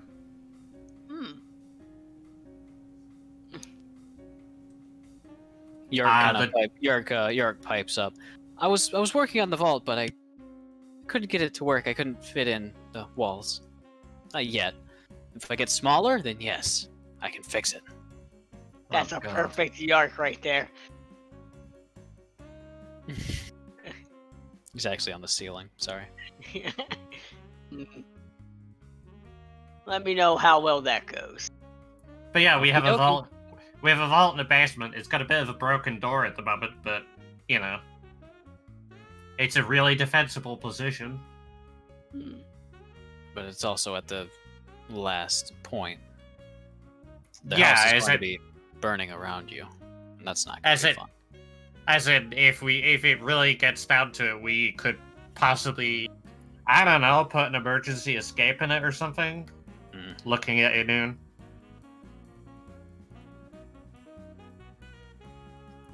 Noon. Yeah, we can set up an exfil place in the house. Probably in that vault if you want. Yeah, that's what I was thinking. Alright, well then I'll probably have to stay down there, because I can't write a circle there. That'll take a year. I have to be stationed there already. How long does it take to cast teleportation circle? Let me see.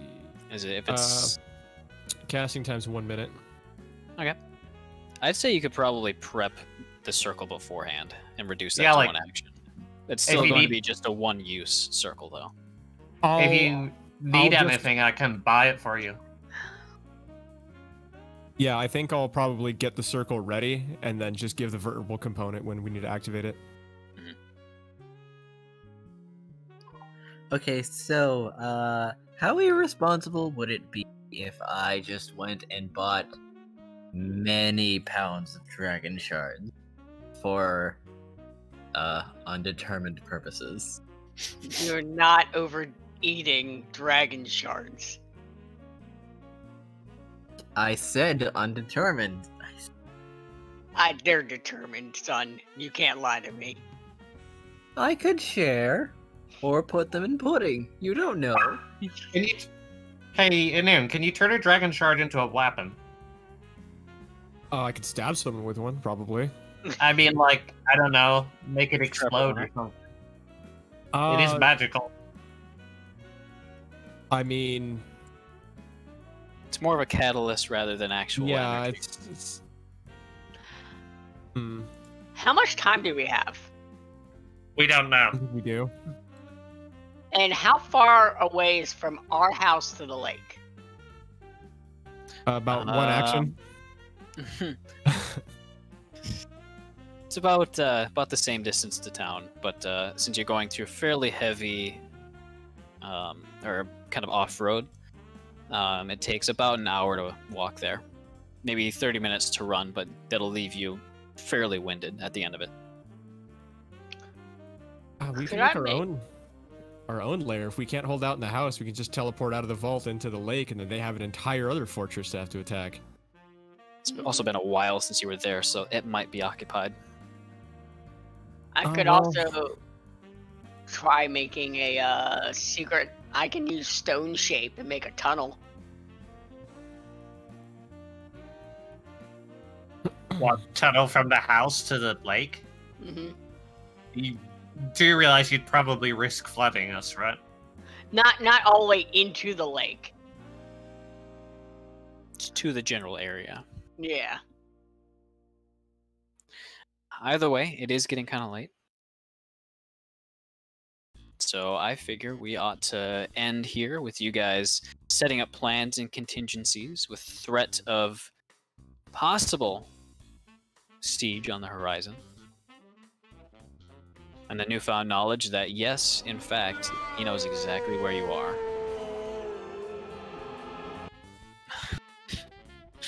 I got work tomorrow. Don't judge me. Alright. I go to sleep in an hour. Gotta chill. What was I was looking at one of these channels, I forgot. Okay, it was that one. Alright, we got a Stream Raiders battle to do real quick. I saw that fancy star swipe. Yo, Star Swipe? Yeah, there was like this little animation on the Twitch stream. Oh yeah! I got all sorts of new graphics. That's so cool. Why is Fancy my Orc now. Slayer just going up and down, up and down? Where is he going now? The AI is not that bright. No, it's not.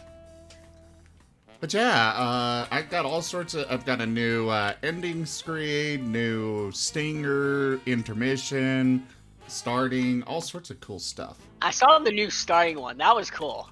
I thought I was on the wrong channel for a second. I'm like, we don't have this in the budget. But we do. I haven't checked the budget papers in a while. I actually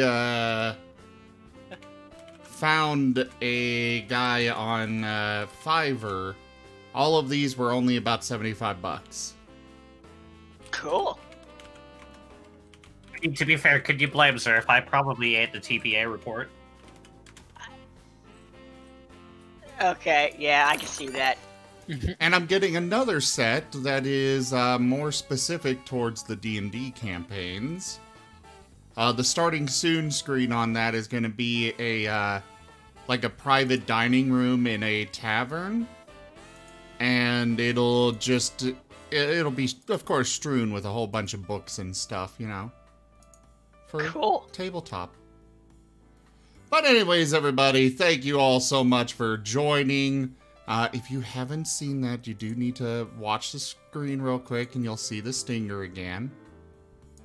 Though I do need to update. I have seen that. I forgot to update the credits. There we go. I watch with anticipation.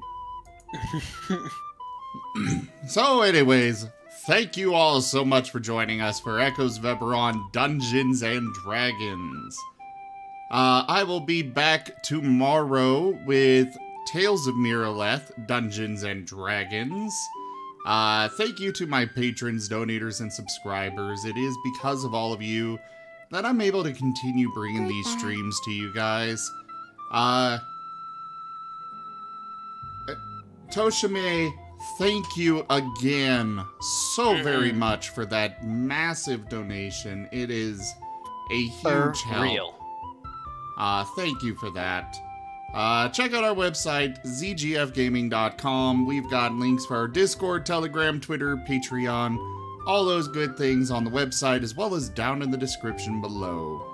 But for now, I bid you all the most fondest adieu. Everybody have a good night. Have a good night. Bye-bye. God damn it. Bye-bye. What's your problem Stay with me, away man? from me. Stay away from me. but I'm right here with you. Don't touch me. Don't touch me. I Oh, want God, you you're bad. too close. You're too close. Stop it. Oh, Social distancing, Social guys. distancing. Yeah, social distance. Come on. Wow, snap. I mean, Anyways. I guess Mickey's wearing gloves. I'm a cartoon character. I can't die. Hmm.